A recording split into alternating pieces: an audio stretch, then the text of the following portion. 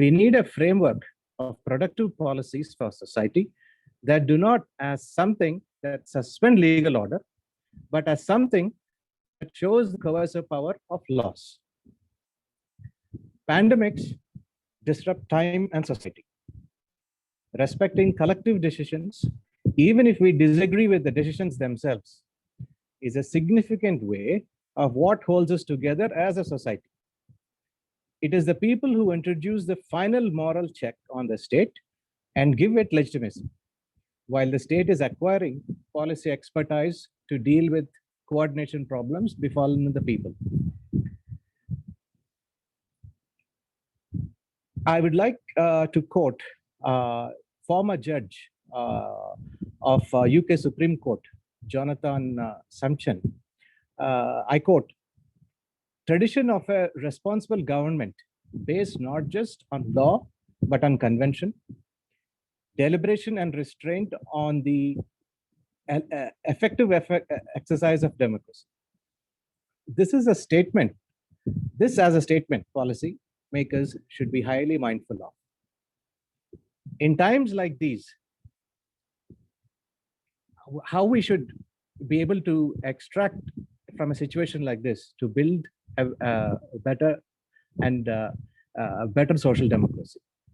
Now, we are extremely happy that we have renowned professor, Madam Rumki Basu, to talk about all these issues and give us a view of the topic. She is a giant in the field of public policy, and many academics and IAS officers have studied her books to pass their examinations. Professor Rumki Basu is a professor of public administration and former head of the Department of Political Science, Jamia Millia Islamia, New Delhi. She was also the director of Sarojini Naidu Center for Women Studies, Jamia Millia Islamia. She has published 12 books and 40 articles on issues of public policy and governance, international organizations, and the political economy of development in India. She has presented papers at the World Conference of Political Science in Berlin, 1994, Seoul, 1997, Santiago, 2009, Madrid, 2012, and Poznan, 2016, and had participated in international workshops in South Asia and the Pacific region. She has received the Indian Council of Social Science Research Teacher Fellowship Award.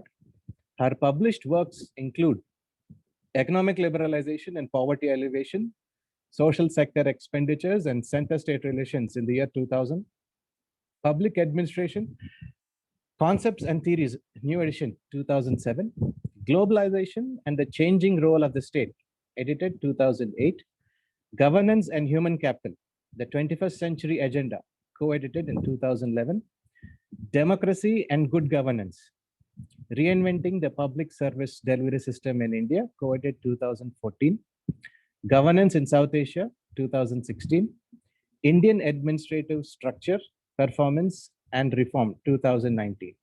These are just but a snapshot of the vast literature Madam has written. I will post her a profile again in the chat box, so people who are attending can have a look and refer to her body of work, which is intensive. And as a nation, we should all be thankful for the great service she has rendered to us. And thank you so much, ma'am, for all the great work. And now I would like to hand over the session to our moderator, Professor Aktata Srinivasulu Garu. And I really, we are all expecting, we are all looking forward that we are all able to have a very wide and long peer into ma'am's wisdom and learn so much from her. Now I hand over to Professor Aktata Srinivasulu Garu. Thank you. Thank you, James. Thank you. Sir. Thank you, James.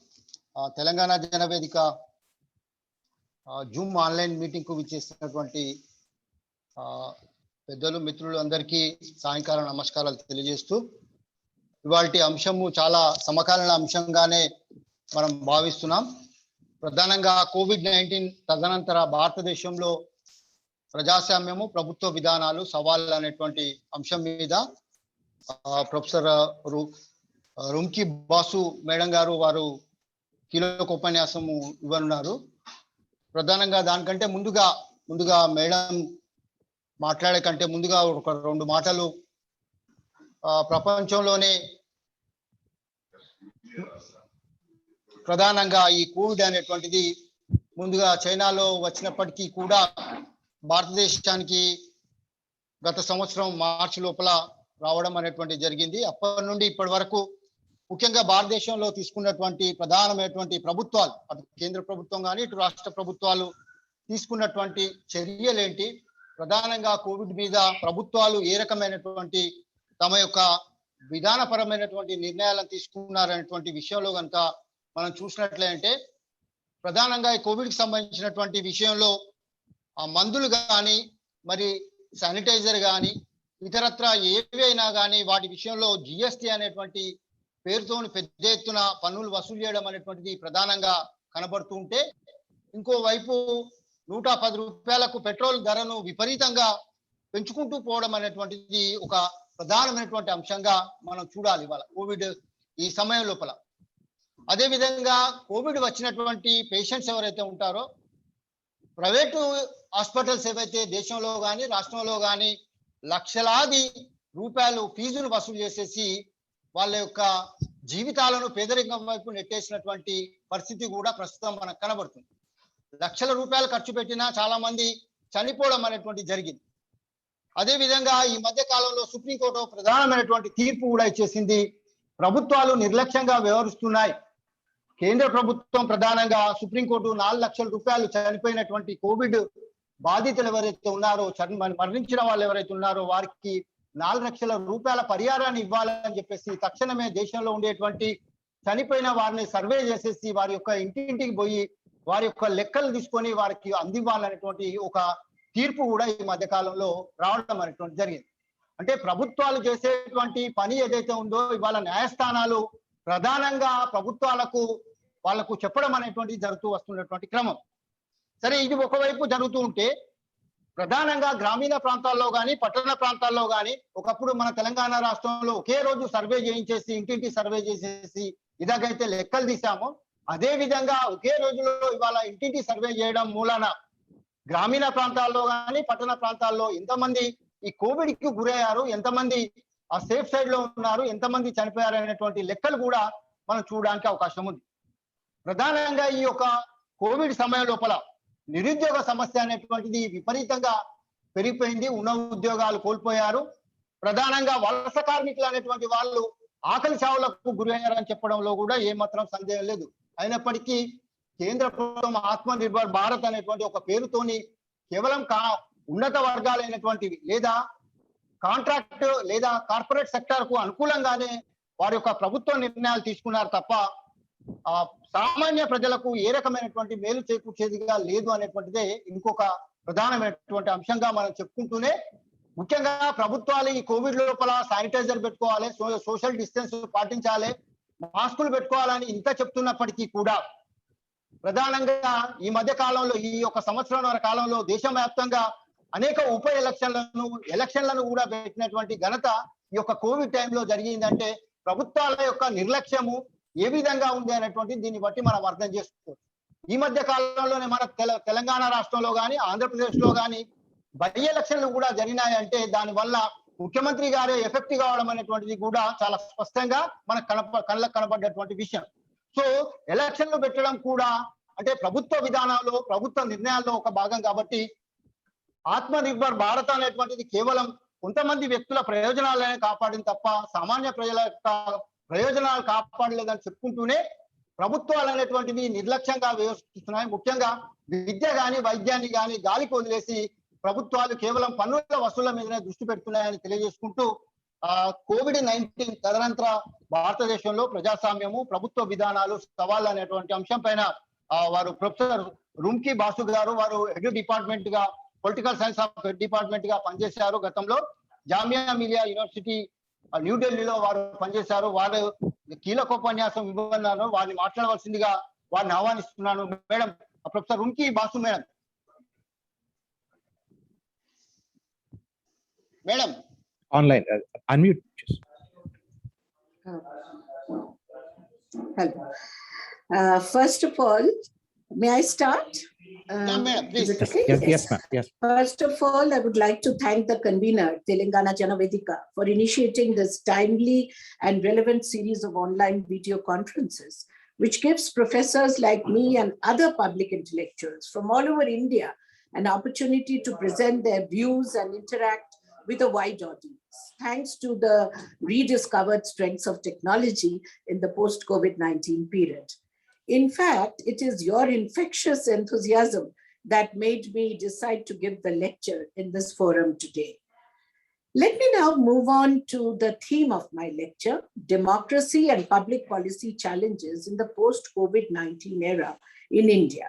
Let me begin by saying, and I've said that many times before, that 2020 will be a turning point in world history. It was a witness to the best and the worst in human ingenuity, governance capacities, and what public policies could or could not do in crisis situations in a global order fraught with uncertainty, inequality, violence, and disasters, all of which get exacerbated during the period of a pandemic. The USP of the corona crisis was that the entire world was caught up in a once-a-century act of sailing in the same boat at the same time. As it happens in times of crisis, the fragilities and the strengths of governance capacity systems were laid exposed. In the post-COVID-19 era, rethinking regimes, governance capacities, and public policies of states have become imperative. Because despite globalization, every problem, to my mind, is essentially a national problem, which states have to solve or address, keeping its citizens in mind, at least in democracies. To give an example from India, the corona crisis was consistently looked at as a lives versus livelihoods issue, where the government had to impose lockdowns to save lives first and ease them out later to save livelihoods. Both these decisions were serious public policy issues left in the hands of the central government. Revamping the public healthcare system, for example, was a necessity which the ruling regime had to address. If migrant workers lost their jobs in the informal sector during the lockdown and wanted to go back home from their places of work in different parts of India, providing them with food and transport facilities was also considered the government's job. Ensuring food security to the poor during times of distress or otherwise had traditionally been thought to be the government's mandate. Providing incentives to the private unorganized sector, the largest employers in India, so that they could keep their businesses going, was also considered the government's business. This is just to give a brief idea of what the people in the world's largest democracy, with the 800 million electorate, felt the government should be doing in times of crisis. Perhaps this is what is expected of the public sector in all underdeveloped or developing countries anywhere in the world. Such is the dependence of the public on the state that it would not be wrong to suggest that developing governance capacities to absorb this demand, not only for extraordinary times, but for normal times as well, may be absolutely necessary in both new and old democracies like India. The routine mandated tasks for India's development administrators in any case is heavy. But the extra efforts that they had to put in for the corona period did seem absolutely overwhelming, but not unexpected in the context of crisis situations which India has faced even before. When India encountered its first case on 30th January in Kerala, COVID-19 seemed like some infection in a corner of China that seemed to have created a world crisis. 6 months later, 1 million Indians had been infected, and over 4 lakh Indians today are dead due to the disease. India, therefore, has changed in seminal ways. India's governance structure has confronted the most serious multidimensional crisis in its history. Its political life is on the verge of a potential transformation. both in form and in substance. Its public health system has emerged as the most critical determinant of the nation's ability to fight the pandemic and revive. Its economy has gone through an unprecedented slowdown.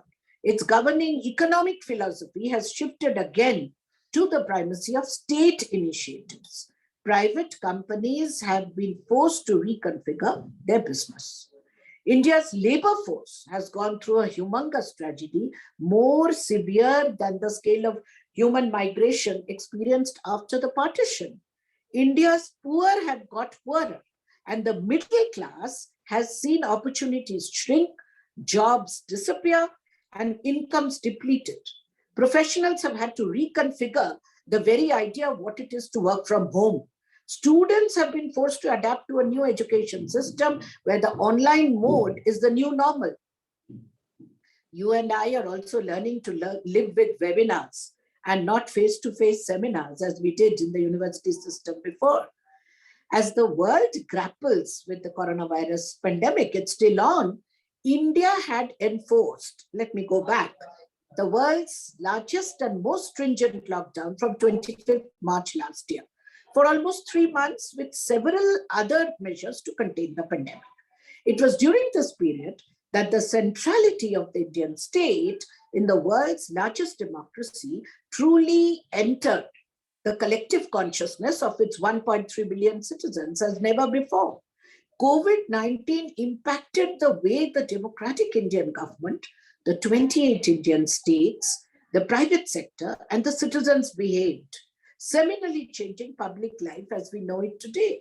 Ever since 1991, with the onset of new economic policies, the state-market divide had been changed irreversibly, with state minimalism and market-driven growth and development being espoused as the official policy of the Indian state.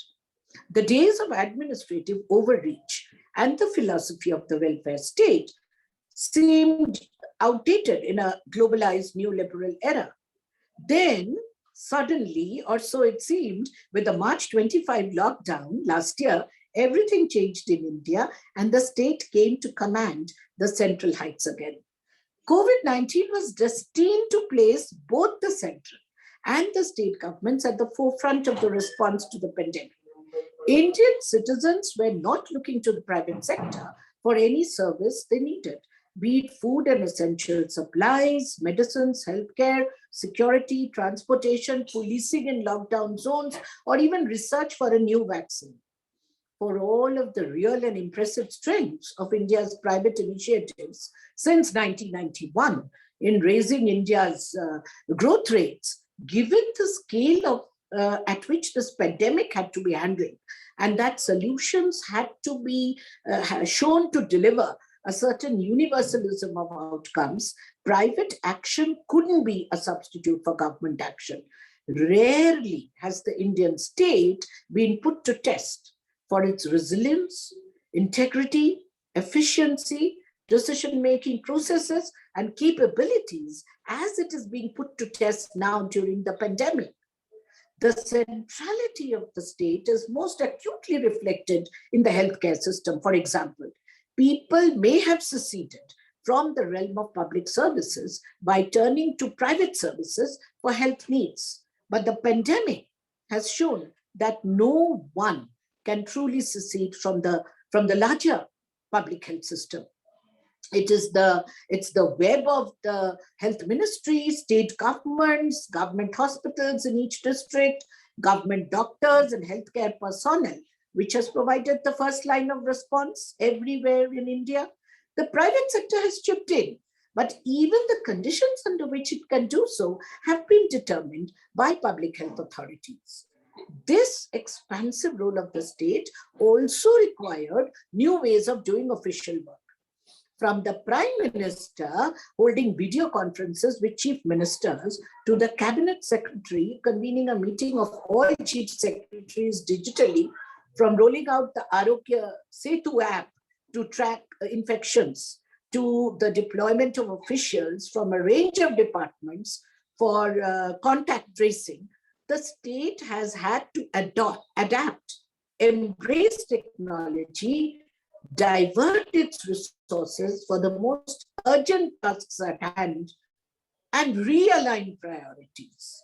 But through all of this, it has also become amply clear that the Indian state's capacity is woefully inadequate. Its investment in key areas which are central to the mandate, to its own mandate, such as health, is way too limited.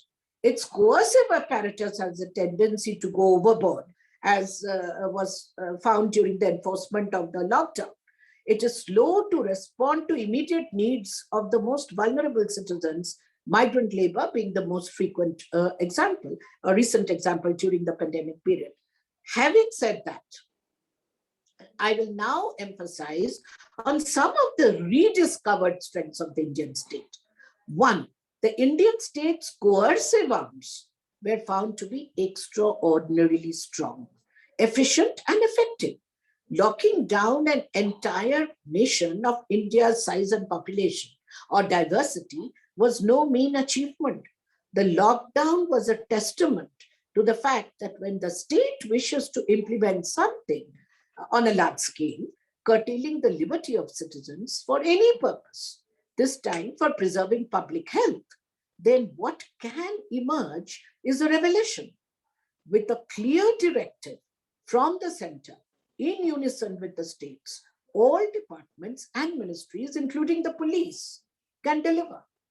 If a democracy can turn into a hard state during a medical emergency, can its state machinery be used in a similar fashion as a tool of policy implementation in normal times is a question. My answer is yes. Even this can happen, as it has been proved earlier in some administrative best practices when public policies were very effectively implemented by the politico-administrative machineries in different states of India. Then can I argue a case for sustainable development goal implementation in India today? Everyone knows today that the significance of SDGs or Sustainable Development Goals as the minimum agenda of good is being taken as the minimum agenda of good governance anywhere in the world. I today, after having looked at the administrative capacities of the Indian state, firmly believe that if the political vision and directives are clear, there can be 100% implementation of our SDG goals by 2030 in one state after another, the center firmly holding the hands of the states. If we need to be a world-class power, our public service delivery systems need to be world-class too. The point I'm trying to make is that soft democracies like India can be turned hard with the requisite political will and purpose, and expected outcomes will follow. This brings me to the second interrelated strength. The lockdown could not have been as successful without the cooperation and support of the citizens. People by and large complied with all state directives, even when it severely hurt their livelihoods. People's participation is a must for successful policy implementation. Effective political communication is mandatory too, something that Prime Minister Modi understands very well and was the raison d'etre of his television addresses during the lockdown period. He has been the only Indian Prime Minister so far who uses this direct mode, the radio or television, of communication, frequently bypassing other intermediaries. The Prime Minister has always launched his major welfare programs through a social movement mode, nudging the public for major behavioral changes in order to make public policies succeed. For example, Jan Dhan Yojana, Swachh Bharat Abhiyan, Beti Padhao, Beti Bachao are some examples.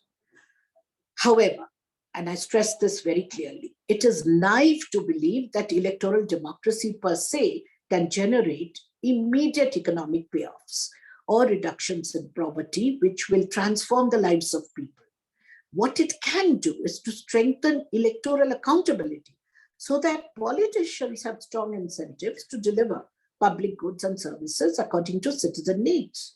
Democracies can limit the abuse of power, but are often slow, deliberative, and procedure-oriented, unable to always deliver electoral promises efficiently or effectively. It is also true that many authoritarian regimes in the world today, China, Russia, Vietnam, Singapore, and Saudi Arabia are examples to my mind, who have also demonstrated high rates of growth with high levels of human development through enhanced institutional capacity to deliver public goods to citizens. Therefore, desirable developmental outcomes happen in autocracies as well. Why should then citizens opt for democracy is my question, is the big question of the day. Democracies, to my mind, allow citizens to choose their rulers, express their demands overtly in the public domain, hold public officials to account, punish the incompetent or corrupt, and reward the competent through peaceful means of incentivization. Democracies enable the public to participate in the policy cycle, which is making implementation and review of policy in more ways than one through the political process, which allows the freedom of speech, right to criticize, to dissent, to vote, or to be voted to public office. Therefore, democracy, state capacity, and public policy are interlinked. And there is a need to reinforce and strengthen each other even more if democracy is to become the leitmotif of the 21st century. Democratic deficit happens where people's expectations of democracy are far ahead of its performance. Unless specific democratic regimes have the capacity to deliver effective public goods and services, especially in developing countries or new and relatively fragile democracies, then democracy's legitimacy itself will be called into question. When we look at policy making and implementation in India, the greatest bane of the Indian state has been its underperformance, despite its vibrant democracy and trained civil service. Democracy has survived in India despite a low-income economy, widespread poverty, illiteracy, and ethnic diversity. Judged by developing country standards, India's greatest asset has been that it has been ruled by civilian elected governments throughout its post-independent history with a competent civil service, but this civil service has always underperformed and, please remember, is not answerable to the public directly.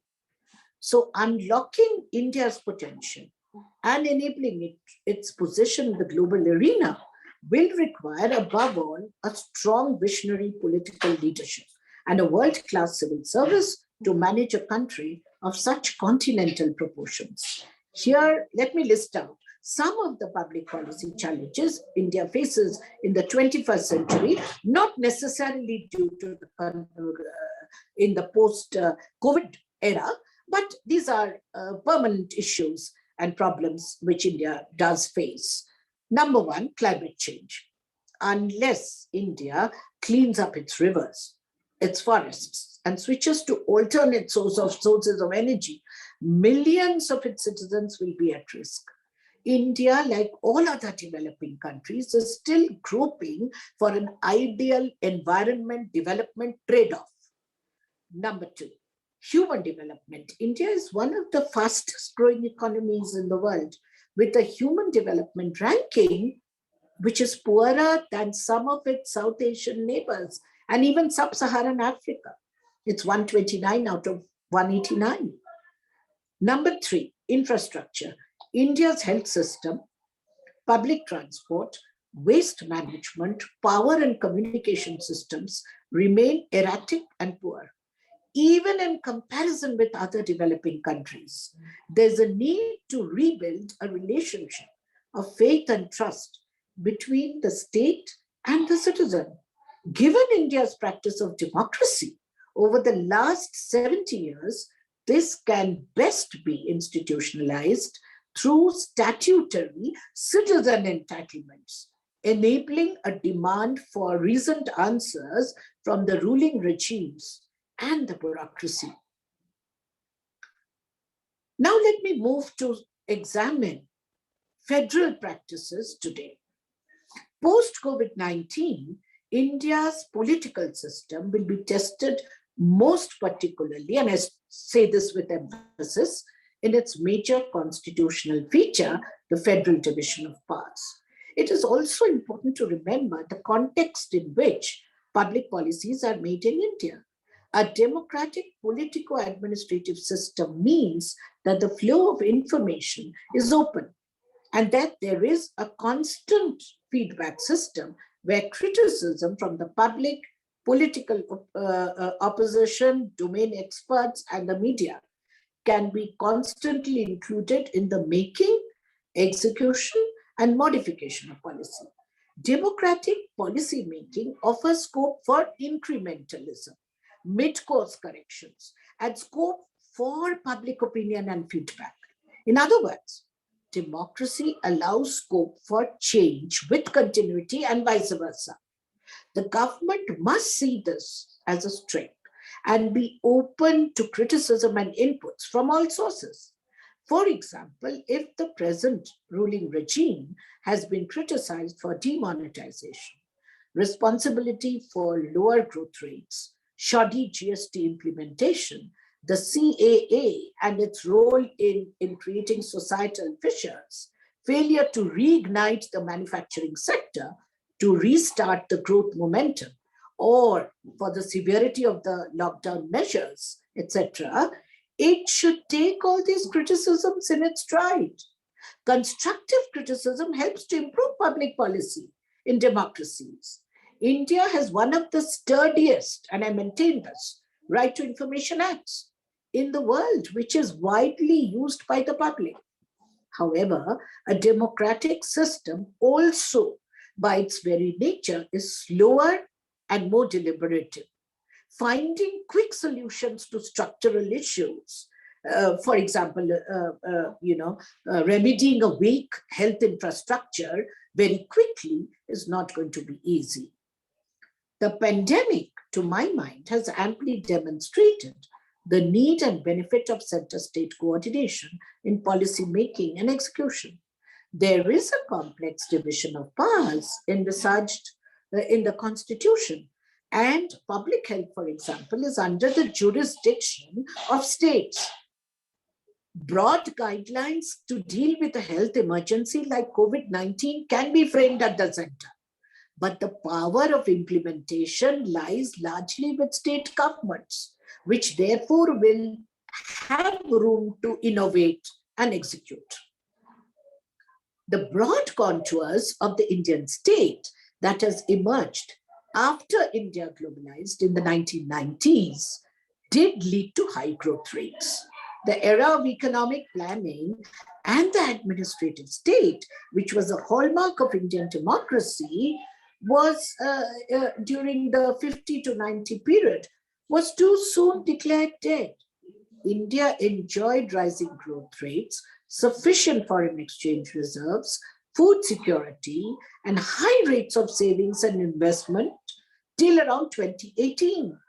Around 300 million exited poverty in the last decade. We moved from relative poverty to relative prosperity. In this, the most important initiatives in good governance emerged from the 28 states of India.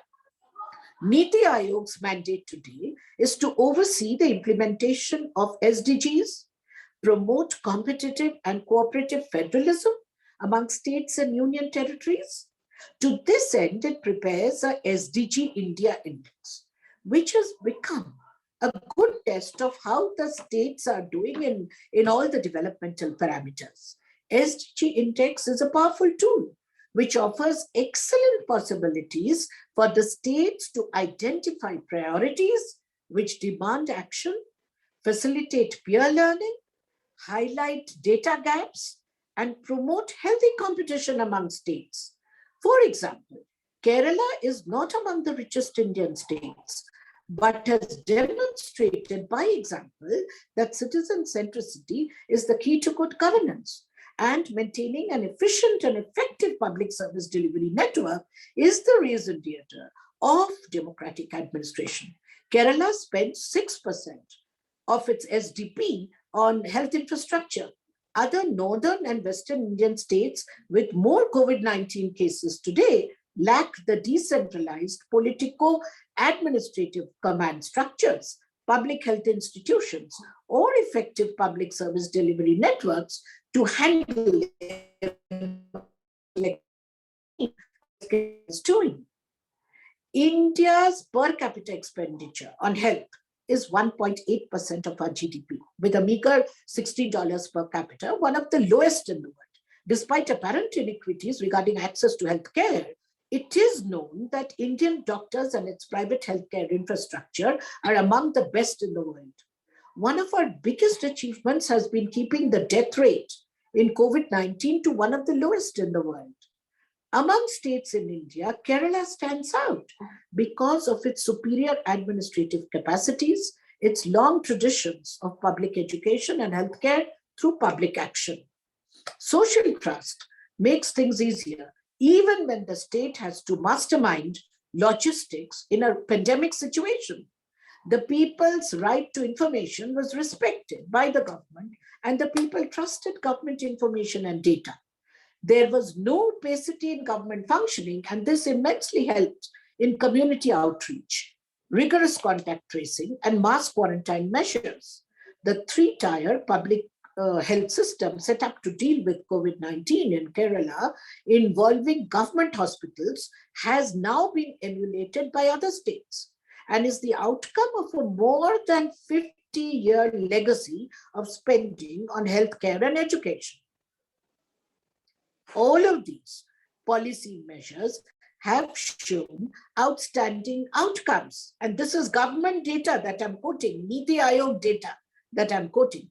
Kerala's first rank in both the Human Development India Index and the first rank in the Sustainable Development Goal India Index among the 28 states of India is a testimony to this. Kerala is right on track in meeting all SDG targets. Therefore, you will understand why I elaborated a little on the Kerala model of governance. In the last 3 decades, it was our states which were at the forefront of our political and development reforms, whether it is public health, right to information, e-governance, right to employment, public service guarantees. All such initiatives have come from the states first, to be followed up by the center later. 80% of developmental expenditures are spent for and in states. In the COVID-19 efforts, it's states which led the fight against the pandemic by putting treatment protocols in place, ranging up medical infrastructure, humane treatment of migrant workers by activating the existing laws. Again, states set the benchmarks. In the post-COVID-19 era, it is the states who should push for bold structural reforms for growth and implementation of SDG goals to pave the way for a true welfare state in India. There is another reason why states matter. The biggest bane in India today, and I say this everywhere with a lot of emphasis, is the phenomenon of differentiated citizen entitlements in different states of India. For example, you may get access to a decent platter of public goods like food, education, and health if you are a resident of Kerala, Tamil Nadu, Mizoram, or let's say Himachal Pradesh, rather than any other state in India. Manrega is the world's largest wage employment scheme. The Food Security Act, guaranteeing food to 74% of Indians, is one of the world's largest public food distribution networks. And Ayushman Bharat is also the world's largest public health insurance program. Put together, they do empower large populations in India with substantive welfare benefits. But the only problem is that these schemes are not run with uniform efficiency or access, leading to a lack of universalism of outcomes in citizen access in all states of India. A citizen is morally entitled to the same package of rights and basic public goods as another citizen. Theoretically, everybody would agree. That rarely happens in India. What divides is the quality and efficiency of public governance of a particular state of India, where you may happen to reside in, or in which sector you may choose to work, formal or informal. Today, when we talk of migrant workers' rights, the debate figures around the issue that all citizens of India should get uniform welfare benefits from the government, food or medical care, let's say, irrespective of the state of residence or sector, formal or informal, of work. This was the logic behind the One Nation, One Ration Card scheme enforced after the corona crisis. Now, time has also come to acknowledge the role of the state and the public servant in a population of 1.3 billion. Civil servants at the federal and state levels, close to 21.5 million, are managing or overseeing all that matters to an Indian citizen today. Education, healthcare, policing, communication, urban planning, transport, banking, and parts of industry. They are important because it is they who will manage the demands of a young and changing India in the future, a fact generally taken for granted in normal times, but certainly worthy of acknowledgement now if we are to take advantage of the demographic dividend in the post-COVID-19 era. Our bureaucratic structure, contrary to popular thinking, is not bloated, nor too big for our needs.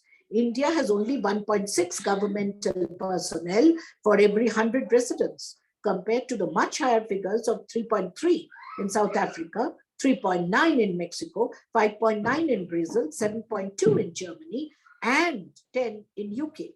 Increasing bureaucratic capacity to enhance their strength to meet the needs of 1.3 billion citizens is not a luxury. To my mind, if you have to move from a procedural to a substantivist democracy, we need to translate public needs to public entitlements.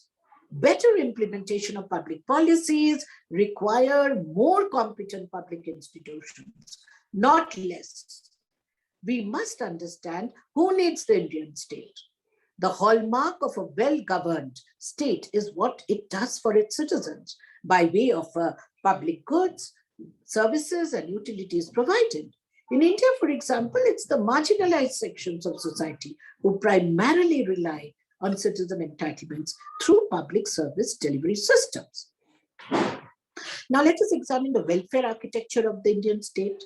A very crucial gap exists in the way the Indian state deals with its poorest citizens.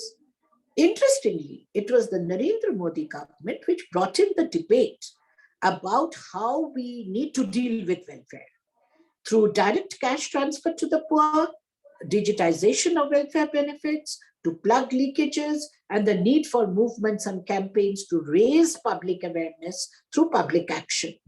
Today, 400 schemes come under the direct benefit transfer.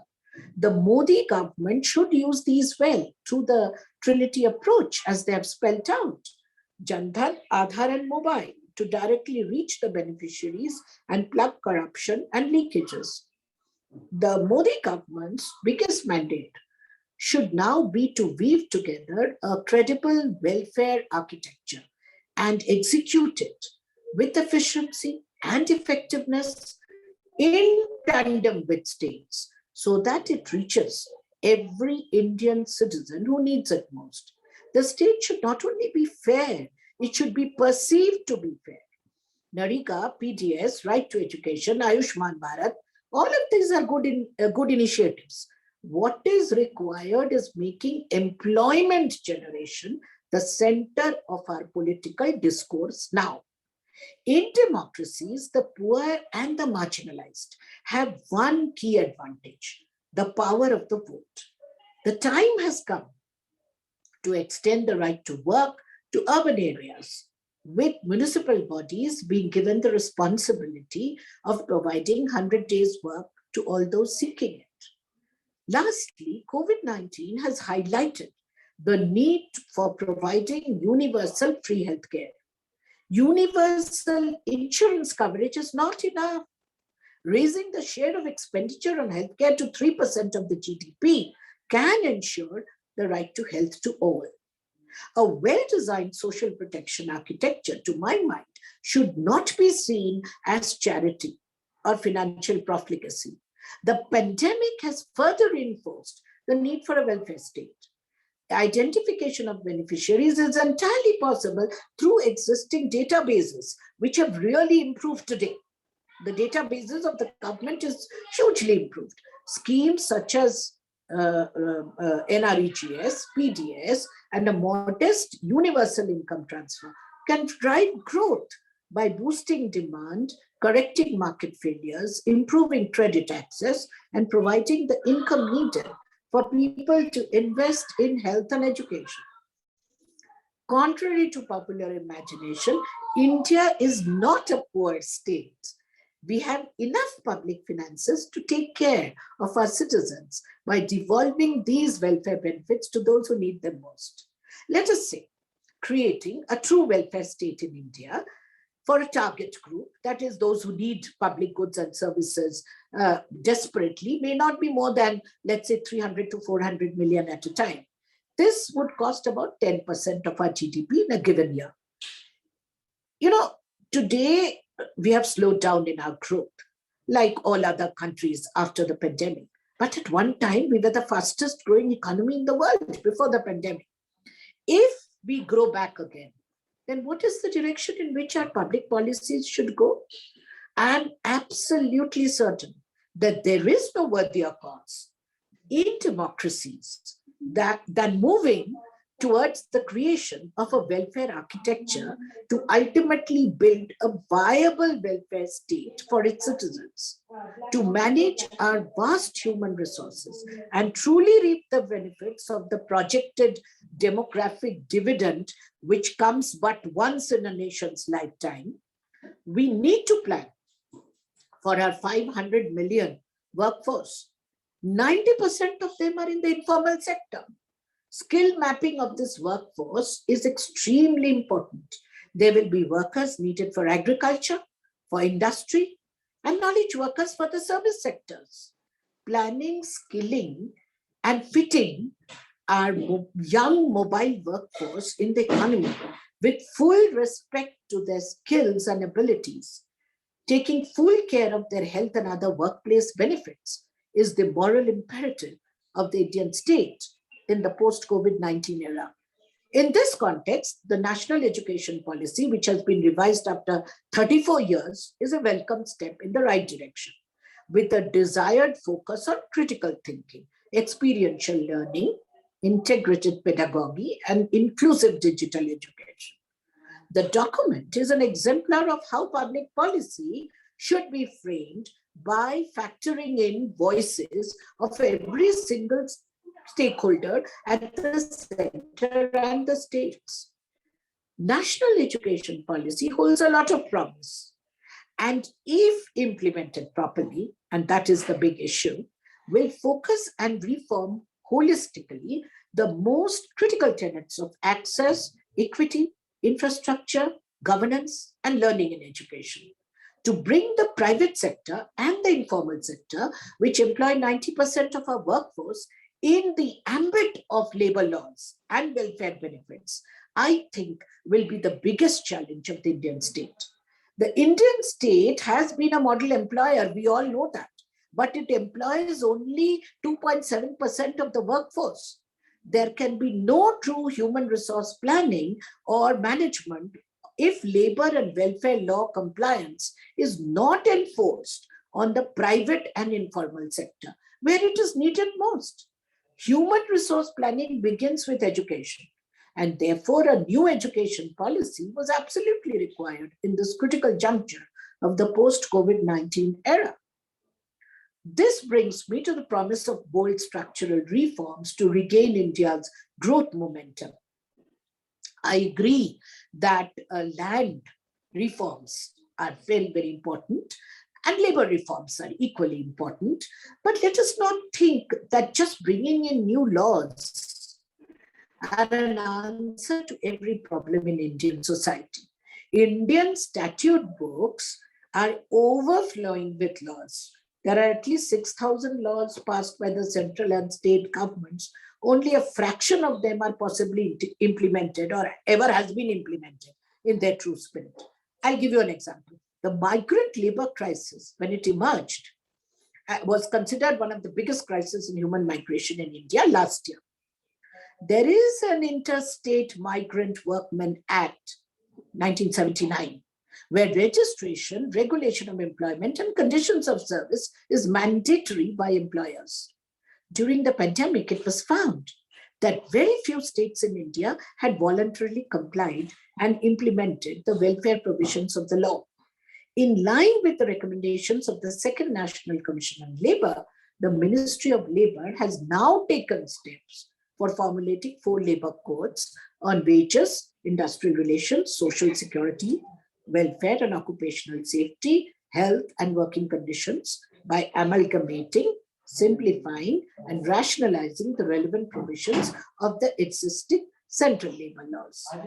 This code has already been introduced in the Lok Sabha in 2019, and when passed, it has been passed, will subsume and replace 13 labor laws, including the Interstate Migrant Workmen Act.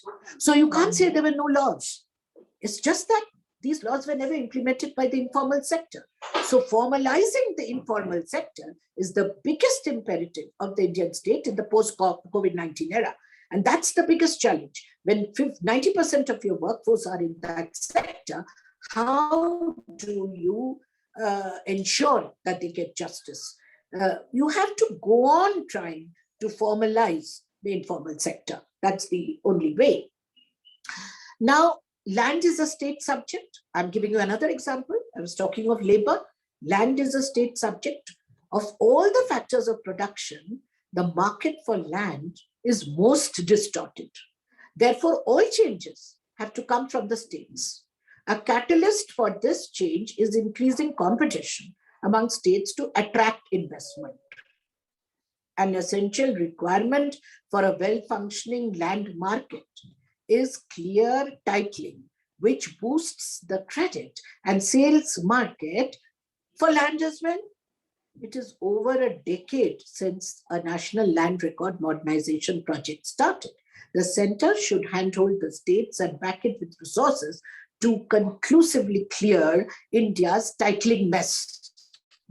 If states are taking initiatives in land and labor reforms and accelerating the reform process in agriculture, this is the best news ever for the agriculture sector.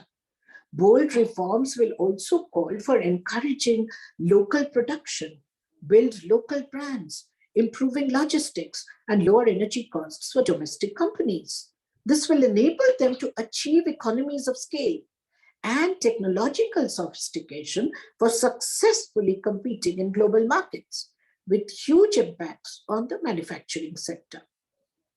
The heartening news amidst this entire Corona period is that, when Corona period is still continuing, is that food and medical supplies are not in shortage. And this is very, very important for us to understand.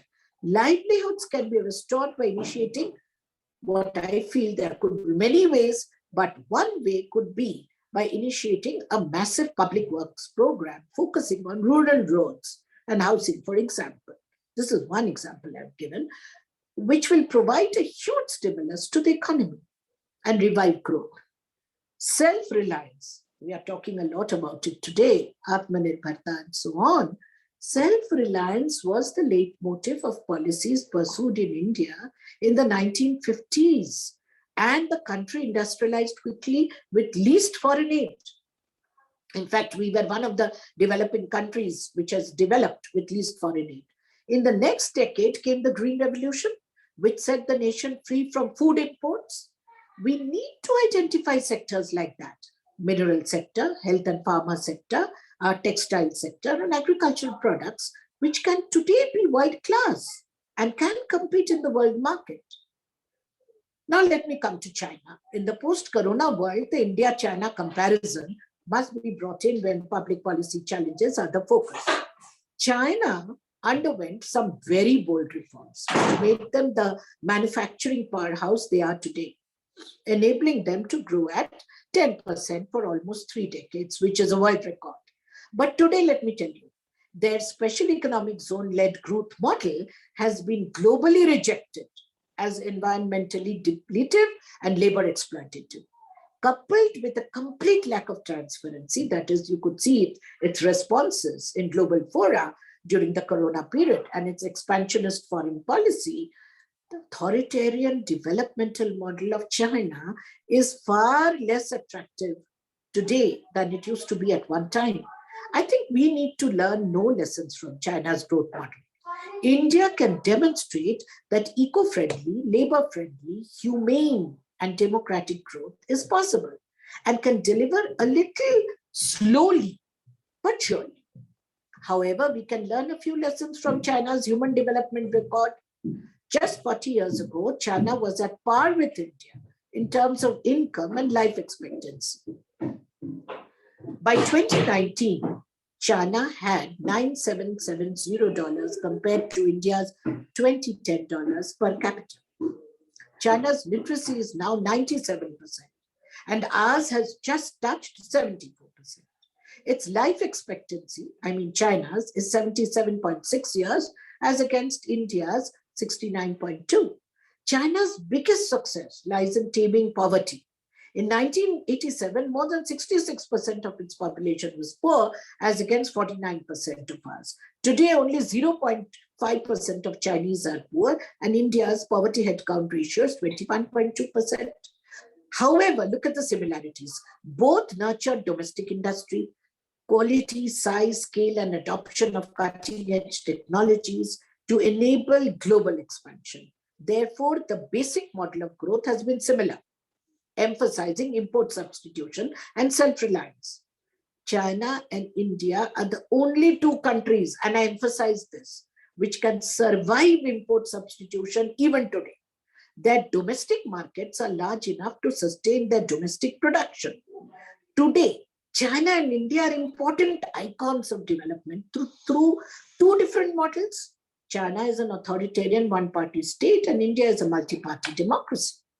Francis Fukuyama, and I quote this with some emphasis, the great American political scientist, has recently clearly stated that despite China's impressive economic and military strengths, apparently superior to India, its model is not exportable as a sustainable model to the rest of the world.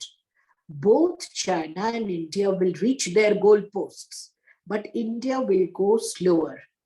However, democracy is the only sustainable model in the 21st century. Let us not forget that the tortoise in our children's fables did win the race at the end and not the hare. Therefore, it is important to understand that democratic public policy making and execution process. The point to be emphasized is that democratic functioning need not always be sought. The policy process can go hard sometimes without the quality and context of democratic spirit and power. Prioritization is absolutely necessary to plan a nation's future. State minimalism is not a virtue in itself. A normative idea like citizen welfare can be a moral imperative in a democracy in the developing world, where enhancing state capacity to continuously delivering to its citizens may be the only way to transit from being a procedural democracy to a substantivist one. The pandemic has shown that there is need for a public discourse on key issues. For citizens, livelihoods, public health, jobs with a degree of social security benefits, even in the informal sector, income support to the ordinary citizen in times of distress are now being considered as part of a welfare state architecture or a welfare state agenda that should be prioritized in public policy making and implementation. If these now become the central themes which will govern state-citizen relations in democratic India, then the country will certainly move towards a substantivist democracy in terms of citizen entitlements. The contours of such a welfare state seems to have finally entered the public consciousness as a byproduct of their collective experiences during the pandemic. The most important point I'm trying to make, and I repeat that, is that when we are talking of the post-COVID-19 era, India has seen and understood the centrality of state power in the time of the pandemic. My exposition is that the same power can be used to bring seminal changes in our public policies and transform the lives of citizens. Let state power, both at the central and state levels, be used. I mean, hard state power, be used to implement the SDG goals in toto in every state of India. That is the minimum agenda of good governance in the post-COVID-19 era. Addressing inequality and reducing differentiated access to public goods and services is the biggest challenge for the Indian state in the post-COVID-19 era. I'm absolutely clear that we do have the public finances now to gift a welfare state to the citizens of India. That should be the most compelling need of the hour. Let not lack of political will and bureaucratic incompetence sabotage the efforts towards it. It is absolutely necessary for democracies and democratic public power to succeed and deliver like a hard state if democratization becomes the global symbol of good governance in the 21st century. In conclusion, I'm suggesting that in the post-COVID-19 era, democracies need to renegotiate the relationship between state, society, and the rights of the citizen. In the 21st century, all three generations of human rights envisaged in the Universal Declaration of Human Rights need to be guaranteed to citizens. My submission is that this is possible only in a democratic, sovereign, socialist welfare state. That is the promise Indian citizens made to themselves. Time has come to redeem that pledge because now our public finances can make that feasible. National resources should be used to revamp public service delivery systems, to fulfill citizen needs and entitlements with a sense of fairness and justice. I see something now with a lot of emphasis, and please hear me through. The difference between the magnetic idea of real equality, however utopian that may be, and day-to-day perceived inequalities and injustices is the greatest cause of democratic deficits in all democracies, old and new, and India is no exception to this rule. COVID-19 has only exposed all the fissures, weaknesses, and vulnerabilities of our society as never before. To address all of them will not be easy. Some can be redressed through short-term policies, but most of them require a long-term vision. That vision needs a societal consensus that needs to be forged through democratic modes and techniques. These are some of the challenges which I've highlighted before you for public policy making in the post-COVID-19 era. My focus is on these broad arenas which I've spelled out. But however, the essential point that I was trying to make was that in the pandemic period, whatever emerged, as problems are old problems. They are not problems that emerged during that period. It's a question of old problems emerging in public discourses in such a way that, the state gets to understand what are the public policy priorities of citizens. And in any democracy, that has to be taken into account. If India was a non-democracy, I wouldn't have, highlighted these issues. So therefore, just because we were in the neoliberal era and the Indian state had receded to a great extent, does not mean that, we cannot rethink our priorities, rethink our state philosophies, or rethink our public policy priorities, which we have been forced to do because of the pandemic today. And it's high time that we understand another very important reason. We've slowed down on growth, like all other countries of the world, no doubt. But all predictions, World Bank or other UN predictions, or even predictions by economists in India, tell us that we will grow back again. That we have the potential to grow back again. And we can get back, maybe not to the magic figure of 10% growth rate like China for 30 years. Maybe that's impossible for us, but at least 6 to 7%. If we get back to 6 to 7% only, then we need to focus and tell ourselves that we are not a poor state. We have moved from relative poverty to relative prosperity. And the state needs to now focus on what it needs to spend on. That's extremely important because you have the public finances now. We are not a poor state, we have the money. And we will grow at a rate in which we will keep having the money to prioritize on what we want to spend on. So any sensible public policy maker in a democracy, whether for populist reasons or otherwise, should focus on these priorities. And to my mind, you can't be a $5 trillion economy if that is what you're projecting yourself to be as a world power without world-class public service delivery systems, which will need a world-class civil service.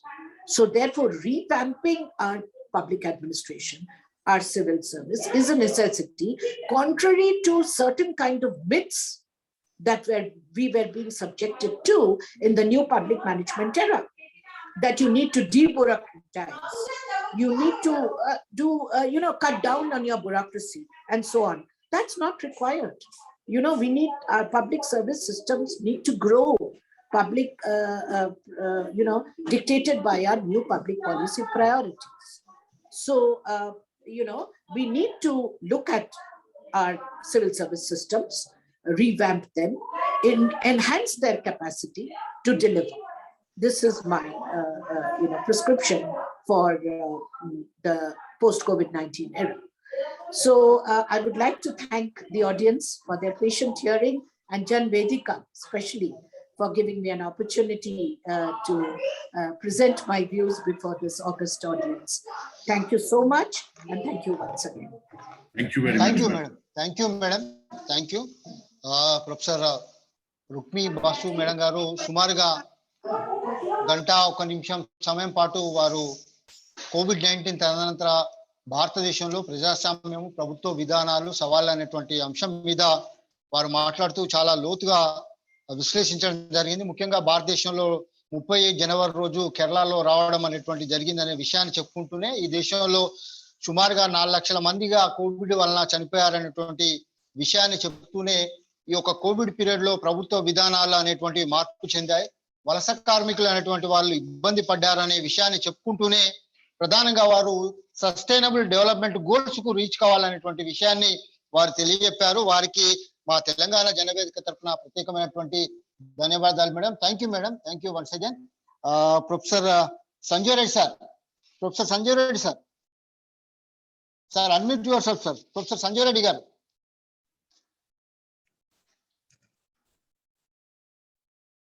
Sir professor Sanjay Reddy sir, please sir. Yeah. Good evening, Mr. President Srinivas, and I was spellbound. Rumki, this is Professor Sanjeev Reddy. If you still remember me, we had met. There's been a huge gap since we last met in Lucknow. Thank you very much. It was a very thought-provoking lecture. In fact, your emphasis, the part of the bureaucracy, that bureaucracy has to play a key role in the future, is what I very much like, and also that the government has to take care of the informal sector in the urban areas. That point is also very, very, very interesting, and you have made it is all encompassing lecture. So I have no particular doubts, but to thank you for this lecture. Thank you, madam. Thank you so much. Thank you. Thank you, sir. Thank you, sir. Thank you. ఇప్పుడు professor Balaramulu sir, professor Balaram sir, professor Balaramulu sir, unmute yourself sir, unmute. Srinivas. Sir. I thank Professor and your lecture is very insightful, madam. You are very analytical. You said that the present government, that is Modi government, is doing everything, and all public policies are also really good. But if you look at the Atmanirbhar concept, wherein the government is trying to privatize 8 core sectors, that means we are trying to undermine the public institution, even the role of the public servants. Therefore, the government apparently may be giving some incremental approach to the problems, but at the same time, it's also giving priority to the reforms, particularly inviting private sector investment in the core sectors. I think that will be posing a major problem to the democracy. This is what I want to say. Sir, thank you, sir. Thank you, sir. Professor Sudhakar garu, Professor Kandagatla Sudhakar garu, Professor Sudhakar garu. No, sir. Lajavanti madam. Dr. Raghukumar garu. Sir, unmute yourself, sir. Dr. Raghukumar. Namaste. Thank you. Please, sir. Yeah, please. Sir, Srinivas garu and Professor Madam, you have given a wonderful lecture, Madam, today. I'm absolutely delighted to know the positive content of your message, especially when we are listening to some academicians. Sometimes we feel some diatribe against the state regularly, but your lecture is having a lot of positive content and giving hope for the state and to the partners of the state machinery, to revive their policy decisions. My only question would be, Madam, to you, whether you have examined this area, because post-COVID, most of the state governments are complaining that they are not receiving their share of something called as tax incomes and other things. The states are complaining that the center is only imposing duties and norms against them, but it's not parting with the sufficient finances. This is one of the complaints states are making regularly. Can you throw some light on that, Madam? Because how the center is reacting to the distribution of the finances to the states, along with imposing duties and responsibilities. Thank you very much, man. Thank you. Thank you, Raghukumar sir. Thank you, sir. Professor Lajwanti Chetani, madam. Madam, 1 minute, madam. Another one more question, madam. Professor Lajwanti Chetani, madam. Madam Chetani, madam. Am I to take the questions together, or I should answer one by one?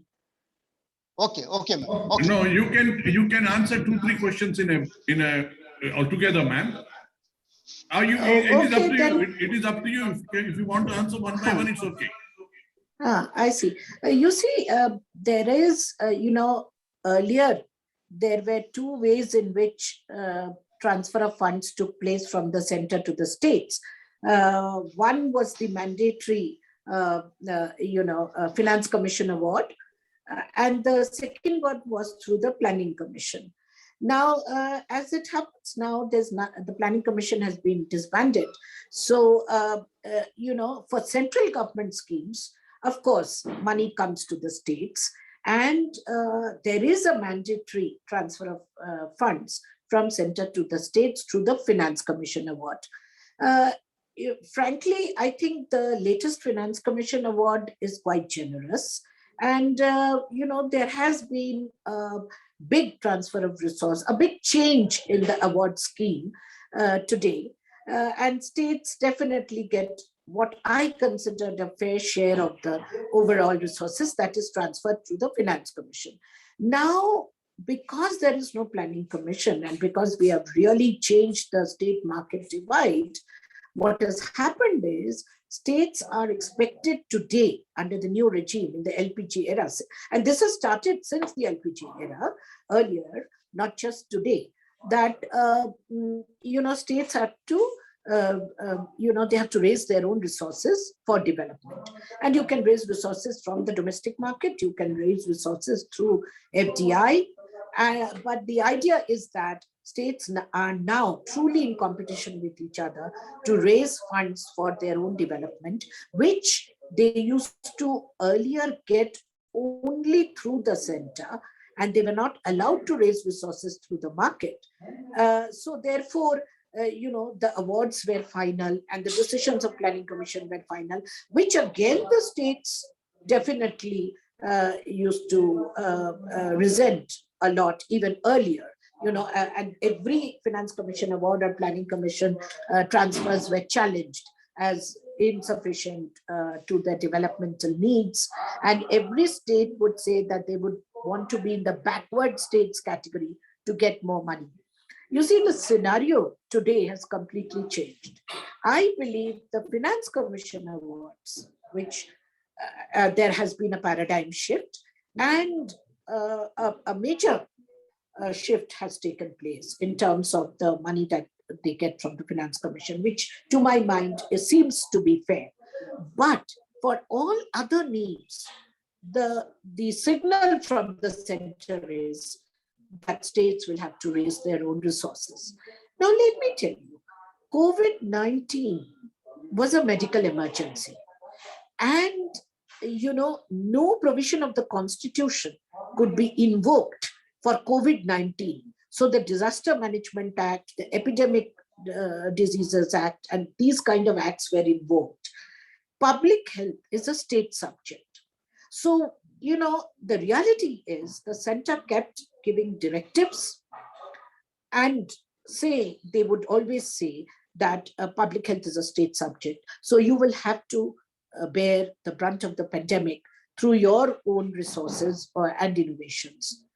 Center will, in such an emergency where there are no constitutional provisions to be invoked, it's a medical emergency. So we will invoke some other acts. And in those acts, whatever the center did, was endorsed. So as a result, the states were left to themselves to raise resources to a large extent for the pandemic.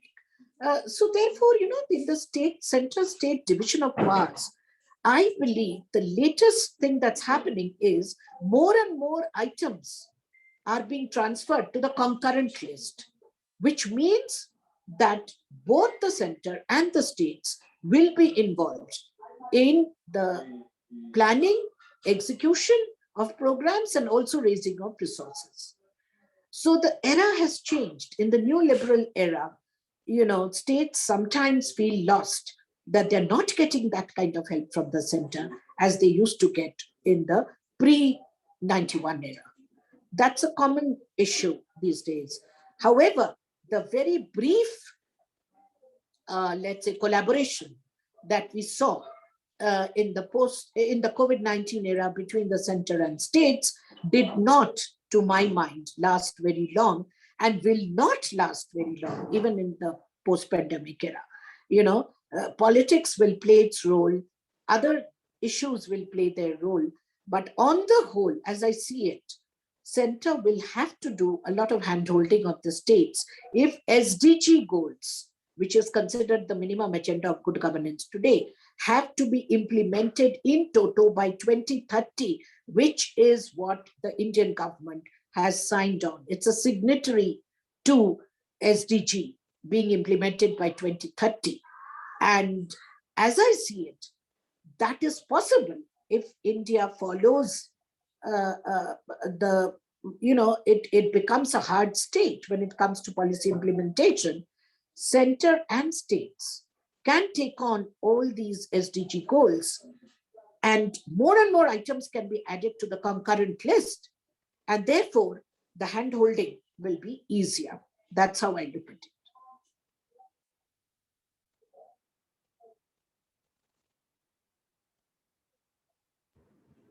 Thank you very much.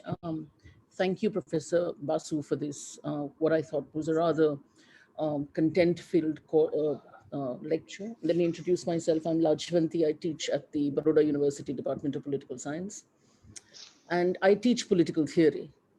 Um, uh, and I have a lot of questions, but I'm not going to hijack the questions regarding, for instance, when you, in response to the earlier question, when you talked about how the state is getting enough, one really wonders that a state like Gujarat, which is the Prime Minister's baby, has to beg for its GST allocation, and the center says take loans after the GST fund has been placed in, or even when you were responding to the question about how it is left to the states to manage what you call a medical emergency, but I would beg to differ and call this a threat to life. This is not a medical emergency.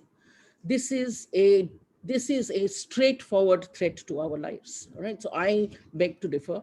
And when the national disaster, you're right, the Constitution doesn't have a clause for this. Thankfully, otherwise we would have had worse protocols. And I'm coming to where I'm going. But the National Disaster Management Act, I think, centralizes sufficient power where the state cannot really act on its own. Even today, we are with the National Disaster Management Act, and states cannot. So for instance, when Gujarat decided that we want to do offline classes, the National Disaster Management Act was brought in. I think that is also the case with Telangana, that not one student should die, Supreme Court said, and the National Disaster Management. So I don't think that the center has really left states with a lot, but that is not my question. Actually, I don't really have questions. I just have 3 comments, and you also talked about the death rate is the lowest. I have my doubts because now we are questioning the death rate. And the fact that Modi would come on television and speak, for me as a political scientist, this is not good enough. He would have to respond to questions. So speaking is not the way. But my questions are 3. My comments are 3. 3 times or 4 times in your lecture, you said we should move from a procedural to a substantive democracy. I stay in Baroda. Baroda was a princely state. The king of Baroda, Maharaja Sayajirao, former king, was a very, very benevolent king. He gave us the college. I mean, he really fostered Baroda. But there was no procedure to that. And I hope that if my life, because now it's, first I would be happy if I get water, I get free, I get light, what Kejriwal was doing, I'll give you subsidized light. And I would say, wow, the state is great. But now even life, if I get, then I think the state is a good welfare state. It has passed the test of welfare. So I hope you're not indicating that we do away with democratic procedure in favor of democratic substance, because I think the balance has to be matched between procedure and substance. China can also say that it has given sufficient substantive dividend in terms of democracy to its not citizens, its people, but the procedure doesn't need to be followed. And I think when we as social scientists say that we should move from procedural to substantive, I think we should try and balance it. I don't know what your own, the second comment which I had is what you were talking about. It's true that, and this is not the first time that we are seeing the might of the state in India. I think the emergency, whenever there has been a riot, I live in Gujarat, wherever there has been a riot, we see the might of the state. So in 2002, for 2 months, we were at home because of the riots, and we saw the might of the state. My question is, how does the might of a sovereign state, in terms of negating or silencing the rights of the citizen, how do you translate that into a sovereign, mighty state which will then protect the right of its citizens? Because you say if you're using this word hard state. Now, how do you make this slip from a state which is meant to be protectionist into one which is meant to be providing? On what grounds do we make this slip? On the same logic of the hard state, same logic of this mighty state. And the third, I have studied public ad in the department, and interestingly, there has been, and I'm sorry if I'm taking too much time, please tell me to keep quiet if I'm taking too much time. There has been a slip from public administration to public policy in this country. So now we don't want to teach public administration anymore. Now we have jumped into public policy because we think it's a fancy word, right? I'm sorry, I'm very, very critical because of my theory. I have a lot to say about the national education policy, but I'm not going to say anything about it. So we have slipped, we have not slipped. I think we think it's, and it is a fancy word. I mean, public policy is much better than public administration. It's also social science, it's not management. Public ad is management, public policy is social science. But I was wondering, I mean, the way we look at democracy and we negotiate, we keep the idea of the public an open category, negotiable. So I don't know who the people is. That is why we say we the people. We don't say we all or we citizens people. It's an open negotiable category. Why don't we use the word people's policy? Why do we like the word public policy? Public is a very static, it's very fixed. It's not negotiable. You can't negotiate the public. You can negotiate with the people.